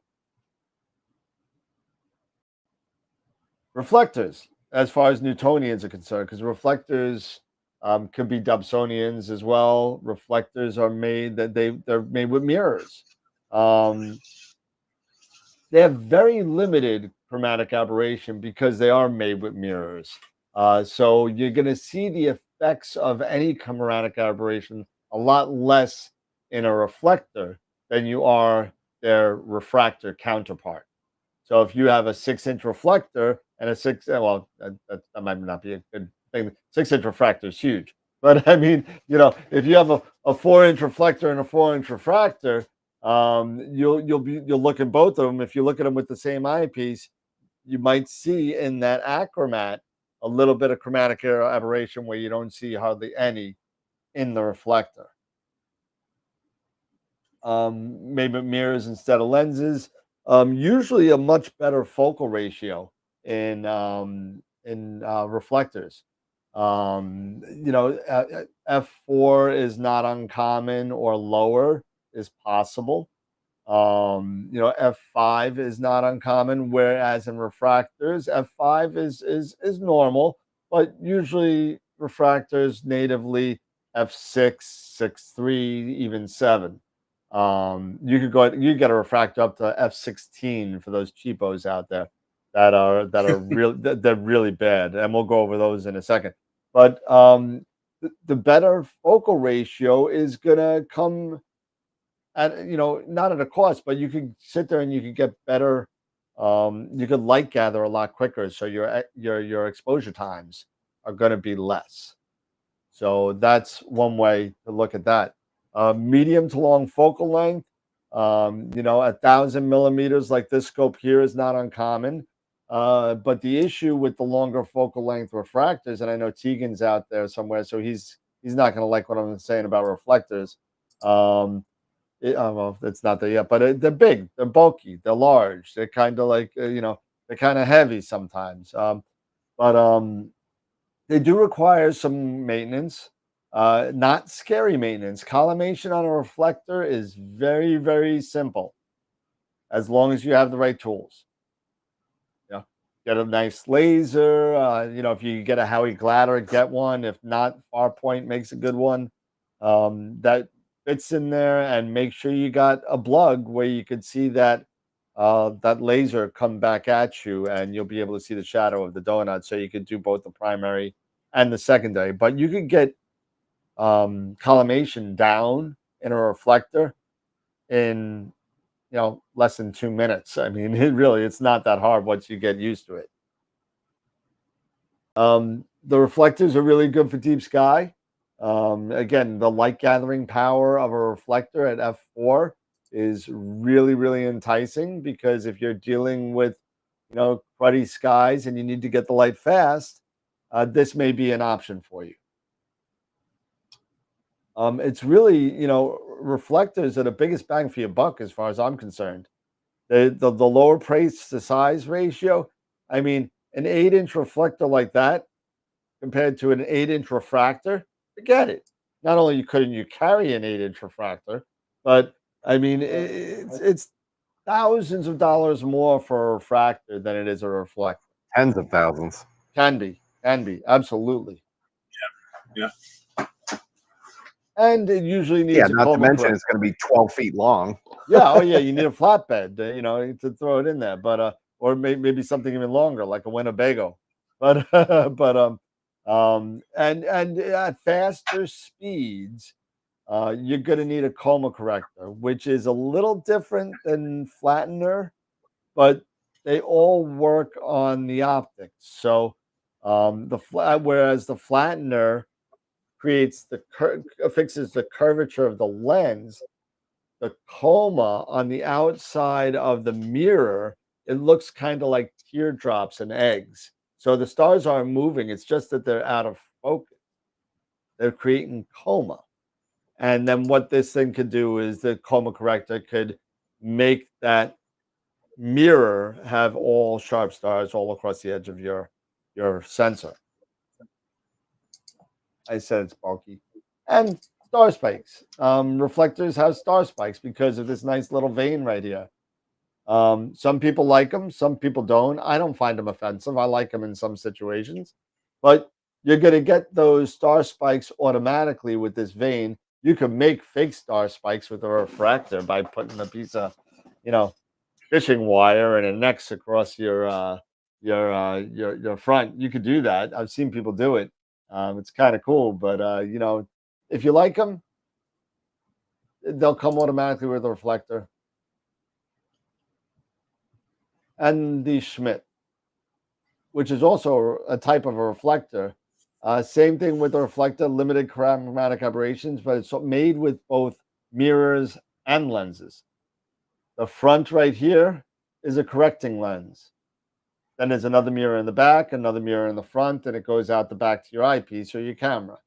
So you got a couple of things with that. And what that does for you, it's usually going to be a higher focal ratio. It's going to be a slower scope. So at native, it's going to be a slower scope. We're not talking about Ross's. We're not talking about anything. We're talking about native Schmidt Cassegrains. So usually the Schmidt Cassegrains are running anywhere from F10 to F11. There are some out there, the Maxutovs that are F15 and so on, but these Schmidts, like this one pictured here, is an F10, so a lot slower, which means it's going to take a lot longer time at its native focal length to get to gather the light of either of these scopes. But it's got a long focal length. Because the light is bouncing back and forth 3 times, it comes out to this telescope that is pictured is 2,000 millimeters in focal length. This 8-inch is only 1,000. Look at the size differential of the two. It's huge. Makes this a lot more portable than this. Okay? And you'll be able to get a little bit of best of both worlds, which we'll talk about in a second. It does have some maintenance also. Collimation is necessary because you do have a mirror here and a mirror in the back. They both need to be aligned to each other for you to get focus. So it does require collimation by the adjustment of 3 small screws right here in the front of the secondary mirror. So you're going to want to take a look at that. And again, you can learn that collimation. It's not a scary thing. There is laser collimators. There is something called an OCL that Eric's been playing with. It's OCal. I'm sorry, OCal. Yeah, OCal. Yep. That Eric's been playing with, and a couple other people have that have been getting close. But I think Eric, I think you'll vouch for me. The best way to do collimation with a Schmidt at the end of the day is going to be a star test. And yep, it's always going to be a star test. You know, and that's the best way. is to get on, and I wouldn't necessarily use a super bright star. You can use some, but use a good, say mid, like a 4 to 6 star. You know. Yeah, and I actually posted a video on my channel on collimating with a Tribatanoff mask, which is one of many tools they have. You can have a Duncan mask, you have a Tribat mask. There are many different ways to collimate. One thing about the Schmitz is also when you're collimating, the screws, the correct, your secondary, those collimation screws, seriously consider, changing them out, replacing those screws with things like Bob's knobs. Or what I actually did is I actually purchased stainless steel wing nuts, steel wing nut screws. Yep. And look up also on Celestron's website. It'll tell you the size of the collimation screws. Like for a Schmidt, for my 8-inch, I want to say they were M3 and 8 millimeter or 10 millimeter in length. And so you can get those little wing nut type screws, and that makes it a lot easier. Personally, for me, it made it a heck of a lot easier, even easier than Bob's knobs, because especially at winter time. So yeah, absolutely. So definitely look into the collimation. That is something you're definitely going to need to learn, especially when whether you're any sort of reflector, whether it's a Newt, a Dob, or a Schmidt-Cassegrain, or Richie Crichton, ODK. They all need collimation. Oh, Richies. Yeah, we're not even touching Richies tonight, so we're not even touching that. So for you Richie fans out there, sorry, but the Schmitz are really good. They're very versatile. They're great for deep sky. And they're even good for planetary, because with the addition of a Barlow, you could get that F ratio to F20, F25, which brings not only the magnification up on the planet, but dims the planet out a lot in order for you to get that nice detail that you want to get from the planet, because you're not going to be able to get that when you're shooting even at F10. You're not going to be able to get it because it's Jupiter's going to be too bright, or Saturn's going to be too bright, or it's going to be too small and you can't resolve it, one or the other. Reducers are definitely recommended for deep sky. The reducer will make your F ratio faster. So with the addition of a 6.3, a 6.3x reducer or 0.7 reducer, you just times up by 0.7. In that case, because it starts at F10, you'll be at F7. And that'll get you a lot faster image captures because of the speed of the telescope is changing. But it also expands your field of view, so you're losing focal length. So don't forget about that as well. And like I said before, it's compact for the focal length. One thing you want to look out for, which Cassegrains also, is the cool down time. This is a scope that is enclosed. Same thing like a refractor, it's enclosed.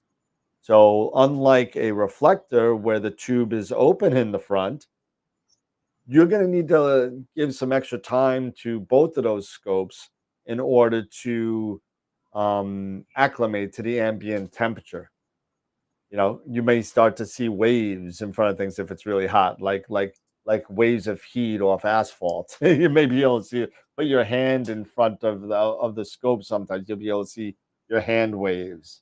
Kind of weird. I don't even know if we could go. This is so long. We may not even go over the whole thing because I did a lot. We might do part B next time because this is going to be long. I go through a lot of stuff with aperture, focal length calculations, magnifications. I think right now I'm at like almost a half an hour right now, And I think right there is a place to stop it because we got some other stuff we got to do as well. So be back next Friday for part 2 of the right tool for the right job and we'll go over all of these. We'll go over all of these terminologies in detail, and hopefully we could learn something because I know I did just by putting this together. So that being said, we're gonna kick it back, everybody, and Okay. because there is literally another 25 minutes on this. I didn't realize how much information I dumped into this thing, but but I dumped. I mean, there's a lot you can go into on that. Yeah, there's a lot of info. I'll take the hat off for you. Everybody's yelling at me with the hat. You want to see my beautiful eyes. But anyway. All right. And let me get out of this. Escape. There we go. And what everybody looking in the chat is I've been looking in the chat. One of the things that I know we've talked about before, and it can be kind of a bane, if you will, for those of us that require the better quality hardware, nuts, bolts, stainless steel stuff, brass stuff, things like that. Your hardware stores, granted, some of them are better than others. The box stores, it can tend to be a nightmare going into Lowe's or Home Depot, and trying to find exactly the one you need. And a lot of times the stuff that you need for this kind of work is impossible to find in those stores. Ace Hardware can be a little better choice, but even then, it sometimes you can't find what you're looking for. One of the resources that I have used for a long time, and I'll just to go to Eric's point about collimation and screws, let me just go over here, share this. Bingo. Okay. Can you see that? Hold on. Let me get. I see your screen. I see the vMix. Hold on. Can you see if I change that? I still see the vMix call. Why is it doing that? Let me try doing. Okay, hold on. Maybe I'm just using the wrong screen. Let's try a different screen.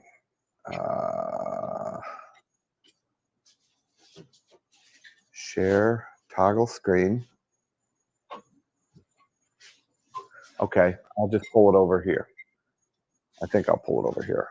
Can I pull it over here? Maybe I can, maybe I can't. There you go. And that's the reason why I don't have Macs. No, it's not the Mac. I've got full screen set up and I can't get to.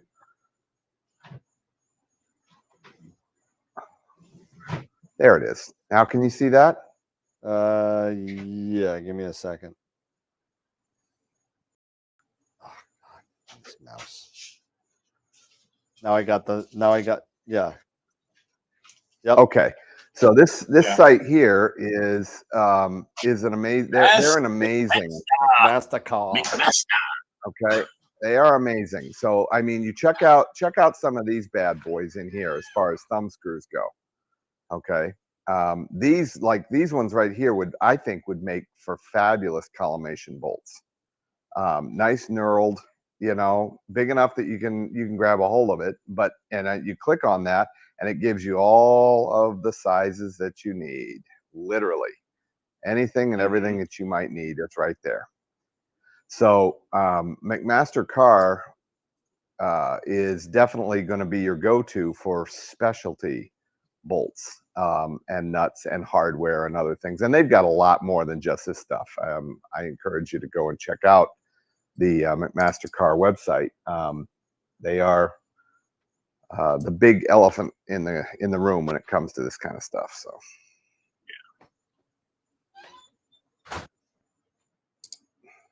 Yeah. Those knurled ones, yeah, I can see those being really handy. But we see. I mean, you're never going to find that kind of stuff at those big box stores. You might find a couple of these at Ace Hardware, maybe, but you're never going to get the kind of selection that you'll find at McMaster Car. Yeah. I mean, so this is what I was mentioning as far as my collimation screws. If you guys can see that. Wing nuts. Yep. Wing bolts. Yep. Wing bolts. These are actually wing bolts. Yeah, these are actually wing bolts. Wing bolts. Yep. And I actually added in, and these are, I believe this is on the 8SE, on the Nexstar 8SE, the orange tube. And it's a minimum, and there are a length, I believe they are 8 millimeters that you have, their collimation screws, or as far as the collimation length of the screws from Celestron. So I have, these are 10 millimeter actually, with a 2 millimeter spacer right here, plastic spacers. Got it. To make it a little, so it's not right up against, like metal, something like that. So it makes it a lot easier. And I tell you, since I've used these on both the edge, and the edge is a little longer. The edge is 12 millimeter. Their collimation, the collimation screw length, same size, I believe M3, but they're 12 millimeter. And this has been great versus Bob's knobs, because the Bob's knobs, if I have it here,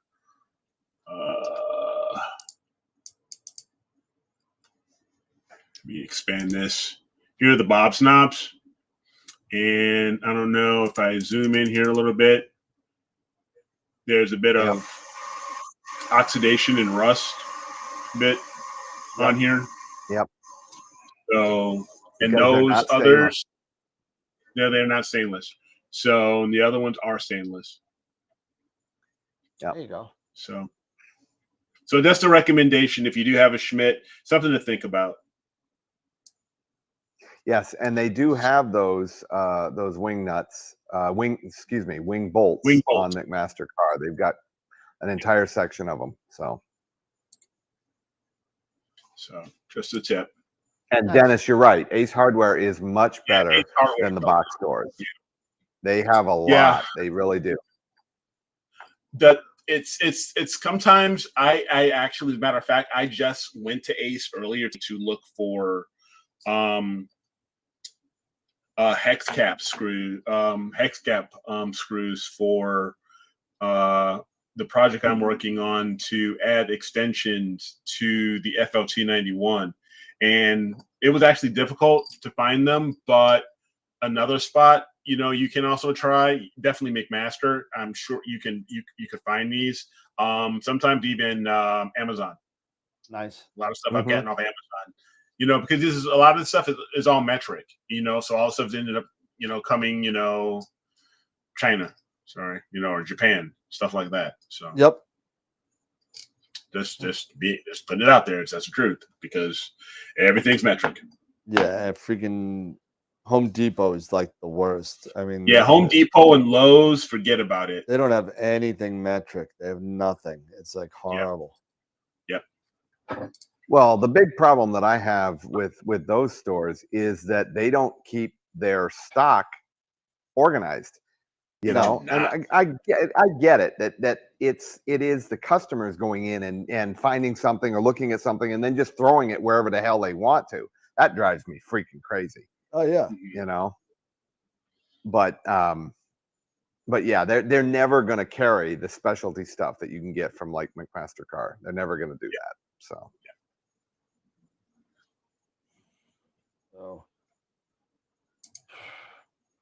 I'm burnt. All right. I'm having some focusing issues tonight. I don't know what's going on here. I must have unloosened my clutch or something, or a rub screw. Kind of. I'm having some issues here. Okay. What are you gonna do? Perfect last night. I turned it on, ran all night. Tonight, not so much. No, I don't know. I don't know what to do. Daniel, not for nothing. I know it's kind of stupid, but is it atmospheric? It could be. It could be. Could be. Let me see. So let me go back to looks like I tightened it up. It looks like I might be okay. Hold on a second. It might be good. Let's see. Sequencer. So I mean, I could show my screen while I'm doing this. So you guys can see what's going on here. And so what else we got? Oh, there's Greg. Oh yeah, Cap, spin the wheel. Everyone wants to spin the wheel. That's all you want. You just want the free stuff. You just want the free stuff. Heck yeah. Yeah. Let's be real here. Yes, this is my purple Nina that I get killed all over Discord about. Everybody makes fun of me for my purple Nina. I think I'm probably the only one. Maybe I'm not going to speak for Eric, but I think I'm the only one that really likes that purple. Oh, thank you, Scott. Appreciate it. Thank you. Everybody else hates it. Purple is one of my very favorite colors. Yeah, everyone knows how I feel about purple. So, see, I was having everything was good until it gets the autofocus and big red X, and that is not a good thing. So. One thing you could do with the auto sequencer is you don't have to go through the whole thing all over again. You see all these that went fine, all the cooling went, it moved my focuser, it waited, it did my guiding and my calibration, and then it waited till above the horizon, it slewed and centered, and then the autofocus. So what you could do is you could just reset this part of the sequence here. Now all the check marks are gone. Make sure that these are gone too. That's okay. That can stay there. And that's later on tonight. So now what you do when you press play, it starts from the last check mark. And now it's going to slew and center and go from there. And it's going to do the autofocus again. So let's see what happens if the autofocus does the right thing this time, because we had some issues. It's like what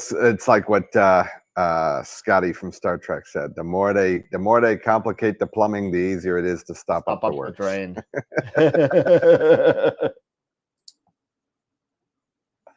I got my accented person talking to me. Slewing complete. And so it's doing its thing. It's checking out the stars. It's trying to play itself. These X's here should have been a red flag for the damn lens cap being on. So it's doing it. It looks like it's there. It's starting the guiding because it's not going to do a calibration because it did it up at the top. Mm-hmm. So let's see. It's doing in center, starting the guiding, and then it's going to start the autofocus. And let's see what happens. And we'll come back to that in a second. Now, Nina does. Correct me if I'm wrong, but doesn't Nina give you the U curve like SGP does? Yeah, it's coming right here. Here you go. Yep, it gives you the V curve. That's what I thought. So it'll give you your spots. Okay, there. Yeah, I see it. There's the first one starting at about 12 HFD. Yeah, and then that's where I usually stay. And you want to be about at your first focus point of a focus routine. You want to be about 4 times the amount of your in focus HFD. Now, my in focus HFD is somewhere between 3 and 4. So 3 times 4 is 12. So you want to start at 12. And if you want 5 points, you go 5 times that. So you would be at 3 times 5. So you want to start at 15 HFD, and you would get that U curve. So here's the question. No questions. Yeah, I'm done with you, Eric. I'm done with you. The step size. Yeah. How do you get to that point? How do you get to the step size? No.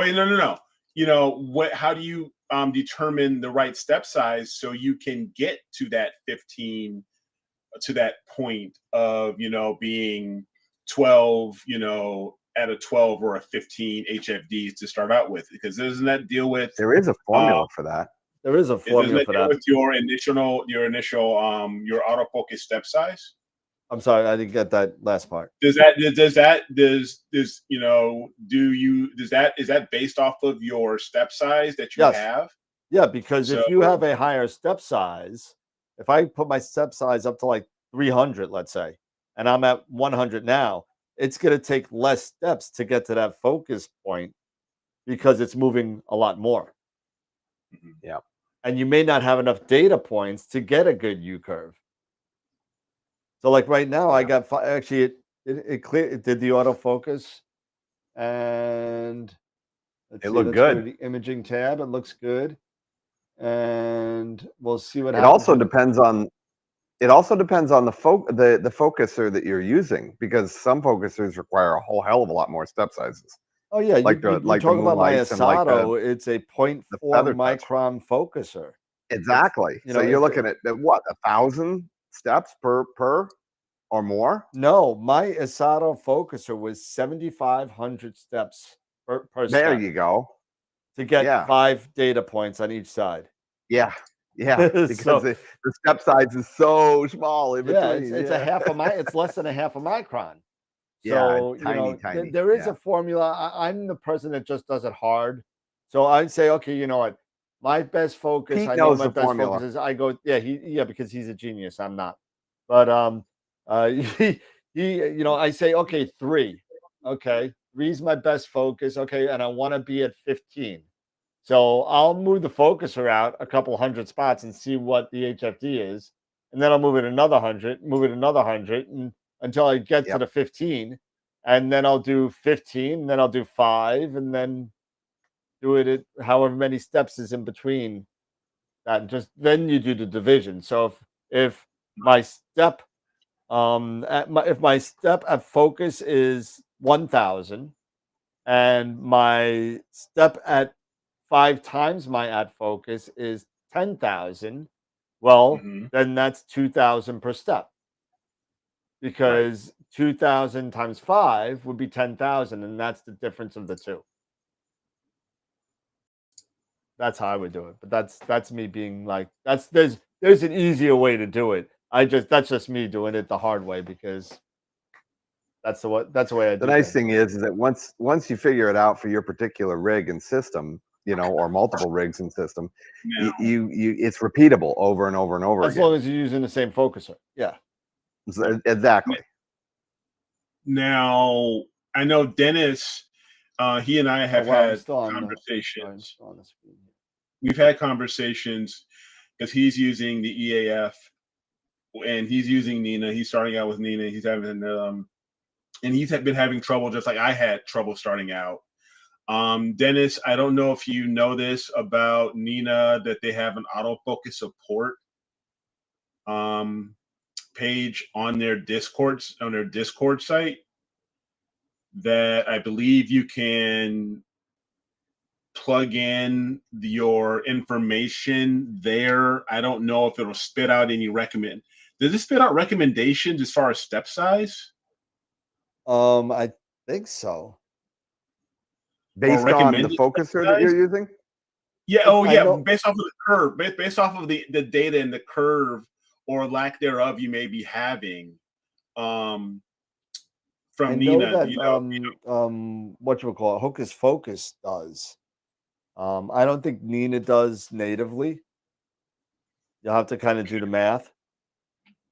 Yeah, because I don't know if the autofocus support page on the Nina Discord site, if it gives any actual recommendations on step size. No, but if you go on the Nina Discord, I mean, the support on that is just freaking unreal, and you will get an answer. I am sure that there's somebody on the Discord that has your focuser and has your scope and has what you're doing, and will know the step size for that focuser. Jim F, who's one of the people that watch the shows, he has the same focuser I do and the same scope. So he was like, "Oh yeah, just try this," and it got me close, and that worked out fine. So yeah, because even you may have identical gear, it's not necessarily the same. because but it's gonna, but it'll get you close. It'll get you close. It'll get you close. Because I believe I gave Dennis my recommendations on my for my EAF and on for Nina. Right. I don't know how he fared with that information, but also I think Dennis is on here. Yes. Check out the Discord site. Enter in the problems you're having. Also go to that hashtag autofocus-support and plug in that stuff in there too, and maybe it'll kick out some information for you. I got like so much data here. But I know for my EAF, my overshoot was on the out was about 500. And I want to say my step size was around 300. Yeah. Mine's at, looking at it now, my autofocus step size is 200.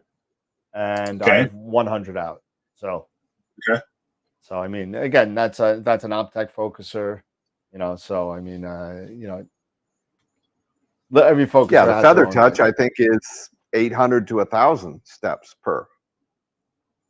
Thereabouts. It all depends on the focuser. You just have to play with it. It depends on the focuser. Well, but once you have it, it's set it and forget it, and you'll be good. Yep. Like the flattener, once you have the spacing, you set it and forget it, and you just move on. Yep.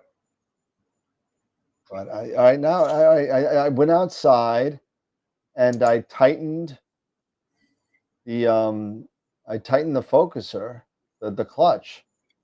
And I think, I think I'm good. It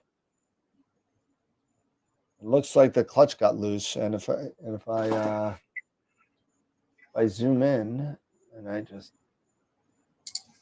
here you go. There you go. Dennis, is that that's the ZWO EAF? Yeah, I believe it. Yeah, it is the ZWO. Yeah. Yeah. Is he having problems with that? Yeah, as far as getting the step size, getting his V curve, getting the step size and overshoot, right? That sounds exactly like the problem I was having. You remember that, Dan? Yeah. I was trying to use the EAF with the focuser on the 14. Yep. And we just could not get it to work. And it's nothing against ZWO's focuser. It wasn't the right tool for the job. Yep. I mean, it depending on the scope. I think the EAF, for a 14-inch mirror, I don't know. It's not enough. It's not enough. It really isn't. And you know what? If you spent the money on a 14-inch tube, and you're putting a $200 focuser on it, I'm sorry. Come on, man. Get some bucks. Exactly. And put like a Feather Touch on there and be done with it. Now he's doing okay. He's got the moonlight focuser, so you're not moving the mirror. He's got an inline focuser. He's got He's got a rear cell. Wait a minute. Didn't we talk about this when I was putting that rig together? Remember this, Daniel? A couple years back. And I had the Feather Touch, the 3-inch Feather Touch. Yep. Rack focuser. And you still have it. And I still have it. Yeah, I haven't sold it yet. But that we determined that trying to do that with the mirror, that we were going to be running into problems, you were having back focus spacing problems. That's what you were having. He may not be having that problem, but you had a lot of stuff on that image train, which extended it too far that you weren't able to get it in focus. And that was loud. But sorry, you just were adding the freaking kitchen sink onto the back ass of that scope, and it just wasn't working. And once you started using the moonlight, and even though Touch, even though that you may be introducing some mirror flop depending on the scope, you know, honestly, well, we don't know what kind of pictures you got yet. So well, I actually before we made the decision to move and everything started getting packed up, I was taking a lot of images. I was getting out and I was taking a lot of images. I had lots of stuff. So we were messing around with. It's not like I've never gotten lights on that scope. It just, the move screwed everything up. But I was getting, images with it, and the images were coming in really, really good. We got M8, M51. I think it was M51. yeah, I saw that one. I saw that shot. Yep. And the images coming through were great. There was very little problem with them. So I'm confident that the focuser, the feather touch that we put on there, did the trick. Yeah, absolutely. Because the EAF just was not cutting it. It was just trying to move that huge mirror. It just wasn't doing it. Yep. Well, all right. So let me get the wheel up. It's almost 10 o'clock. World wheel. And here we go. So that's the wheel. All right. So we got this is, and we're coming close to the day for the $100 giveaway for a club donation, and we're at 12 entries so far. So it's getting bigger. So again, if you want to be involved in this for a $100 gift certificate, or not even $100 donation to a one of our members' astrophotography clubs, then hit me up on email, Dan@AstroWeb, and I'll put you on the wheel. But that being said, let's open up the Masters of PixInsight giveaway, which has got a ridiculous amount of people on here. We got 93 people here on this one, and this is for a free Masters of PixInsight class. Their next one coming up on Tuesday, and like I said in the beginning of the show, was they're getting ready to start up their PixInsight for newbies again. And we will get ready to go and spin the wheel. So here we go. 1, 2, 3, go. And we get to see it this time.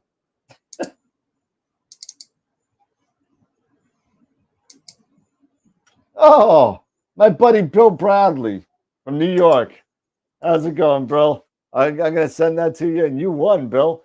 So you get a Masters of PixInsight class. So congratulations, Bill. And yeah, I mean, Bill's a really good astrophotographer, and I know he's just starting with PixInsight too. So this is a really good time for him to get it. So that is pretty cool. And that's it for Bill Bradley. All right, nice job. So last week we had Rich Hubley won, and then Keith Wankowitz won one. And so we're giving away stuff every week. It's a lot of fun. So it's good to help out everybody. And it's good to be in a position to help out everybody. That's nice. For sure. Yeah. Absolutely. All right. And then don't forget, this Wednesday is going to be Nico Carver. And that's going to be a lot of fun. I'm super excited about that. And actually, next Friday, we'll do part 2 of my presentation. And Eric will have his. And Pete, if he's with us and he's not saving people from fires, then he'll be on and he'll do his. Hopefully we'll see Jessie again soon. I know she's going crazy getting the school curriculum rolling. And a lot of fun. So another nice night. Yep. Looks like we're going to have a nice clear night tonight in New York. So we're going to be imaging all night. And that's about it. So come join us on Wednesday. You got final thoughts, Eric and Scott? No, this is another fun show, informative. So great presentation on the scopes, man. But no, everybody have a great weekend. If you can get out there and image, go for it. If you can't, your time will come. Trust me. Everybody in California, stay safe out there. Yep. Pete, stay safe out there. Yep. Same over there in Florida. You guys are gonna be getting hit with that time of year. with those name storms. So yeah, just everybody just will look out for one another and just enjoy your imaging time when you can get it. Yeah, and I've been starting the. Oh, you know what we need to talk about really quick, and I know it's already at the end of the show, and everybody's already gone, so nobody, But we launched a new AstroWorld store yesterday, so there's Really? no more Redbubble. No more Redbubble. No more Redbubble. When you go, here you go, check it out. And we'll go here and we'll save that. We'll go to AstroWorld. Thank you, David. Appreciate it, bud. What did I miss?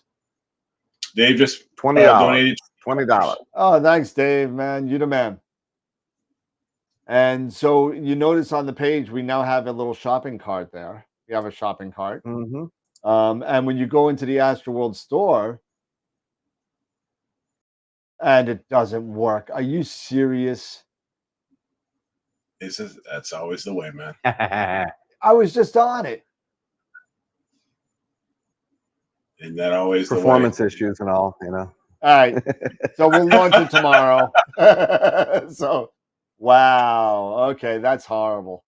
Anyway, but it'll be up tomorrow, and it's a lot more when it works. It's very intuitive. You literally just shop right at the store. All the merch you could think of is there. And for those of you that are in local, I've been doing astronomy classes and stuff like that, person to person on local. You could hire me out if you want to. But that being said, can't do that till that's up. So that's a little embarrassing. But what are you gonna do? Yeah. Sorry. Go check it out tomorrow. And then that's all I got. Scott, you got something? No, great show. A lot of fun. I was, as Eric was talking about his setup with the ASI Air, I was thinking about the possibilities for people that have, compact, well, not necessarily compact, but, tripods, nice, very rigid, carbon fiber tripods, and they can set up, their smaller portable scopes on there with the ASI Air and do everything portable with a small little battery and just take it and go. I mean, grab it, throw it in the back seat and go. I'm thinking that's a absolutely fabulous, quick and easy, fast and dirty, way to get out there and just get to it. So the more I see that ASI Air, the more I'm impressed with, how easy it is to use. And so I like that. Yeah, much. Yeah, it is. It's really cool for the small amount of money that it is and what it's capable of doing. Especially, for if you are thinking about doing travel scopes or anything like that, it's fantastic. It can do, for all of that stuff. So it's just one of those nice pieces of equipment that that ZWO has put out that they continue to improve on it. So it's a really good piece of kit. Yeah, awesome. Very impressed. Awesome. Yep. All right, fellas. Dave, again, thank you so much for the donation. Appreciate it. That's going to go right to the kitty. And again, everybody, have a good night. Oh, who won Image of the Week? Oh, my goodness. I'm losing my mind. All right, so let's go check it out. Hopefully that works. Let's see. Yep, Dave just called that out. Good catch, David. Let's see. Log in. I think he wants to know because he has a picture. Hey, I wouldn't. I don't blame him. That's if no I put my stuff out there, I don't want to know if I Absolutely, know me what too. you want to do. Let's go live site and picture of the week, and let's get my picture up here. So picture of the week. What do we have? So we had MW Blend, and I don't see a name on that right now. Oh, Greg Meyer. We had a rosette, and that is Piangiotis.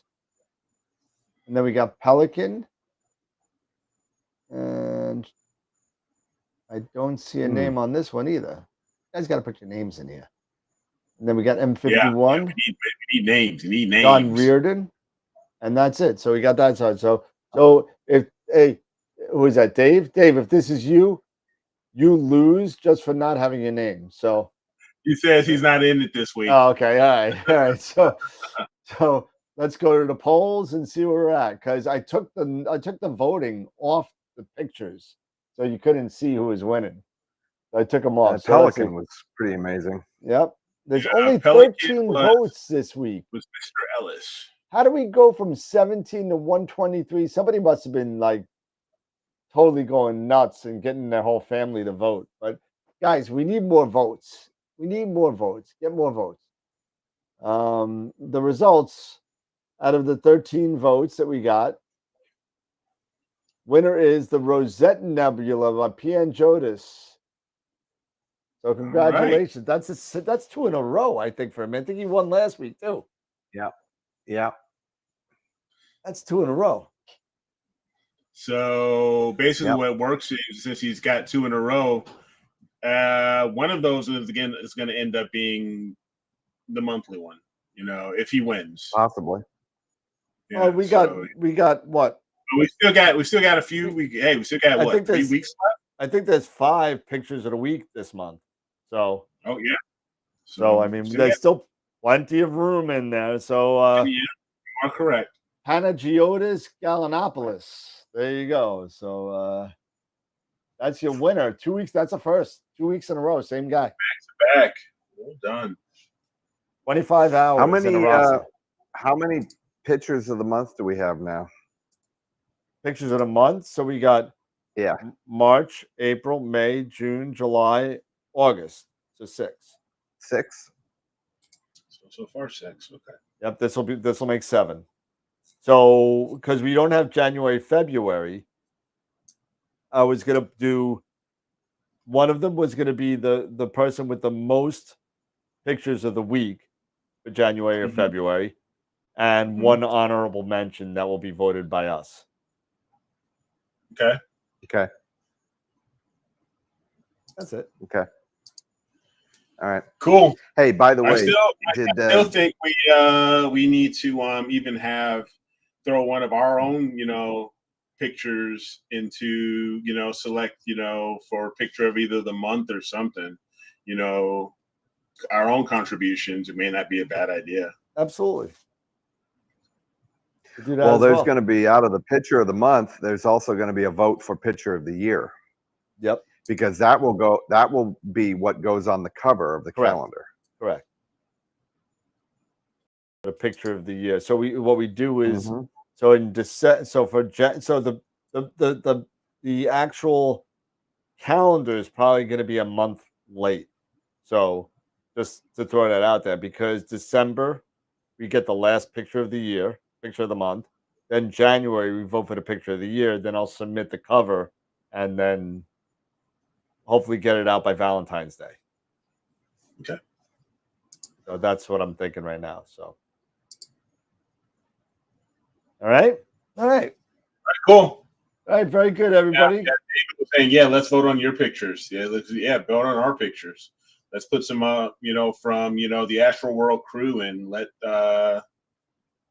maybe a separate space, and let the viewer membership vote on, some of our stuff. Yeah, no, we could definitely do that. I can make so why don't we do let's see, let me get my calendar up. Why don't we do like one day in November? So everybody pick one shot, and I'll throw it on the webpage for votes, and we'll throw it up there. And so you, me, Pete, Egan, Simon, if he wants to, Jesse, everybody give a picture. I already know what picture I'm giving. I'm gonna lose anyway. So. All right, so we can do that. So why don't we do? Hey everybody! Chad from and help Patriot others. Astro. So, Welcome back. I got had another- help when I Who's was got Chad from Patriot Astro on there?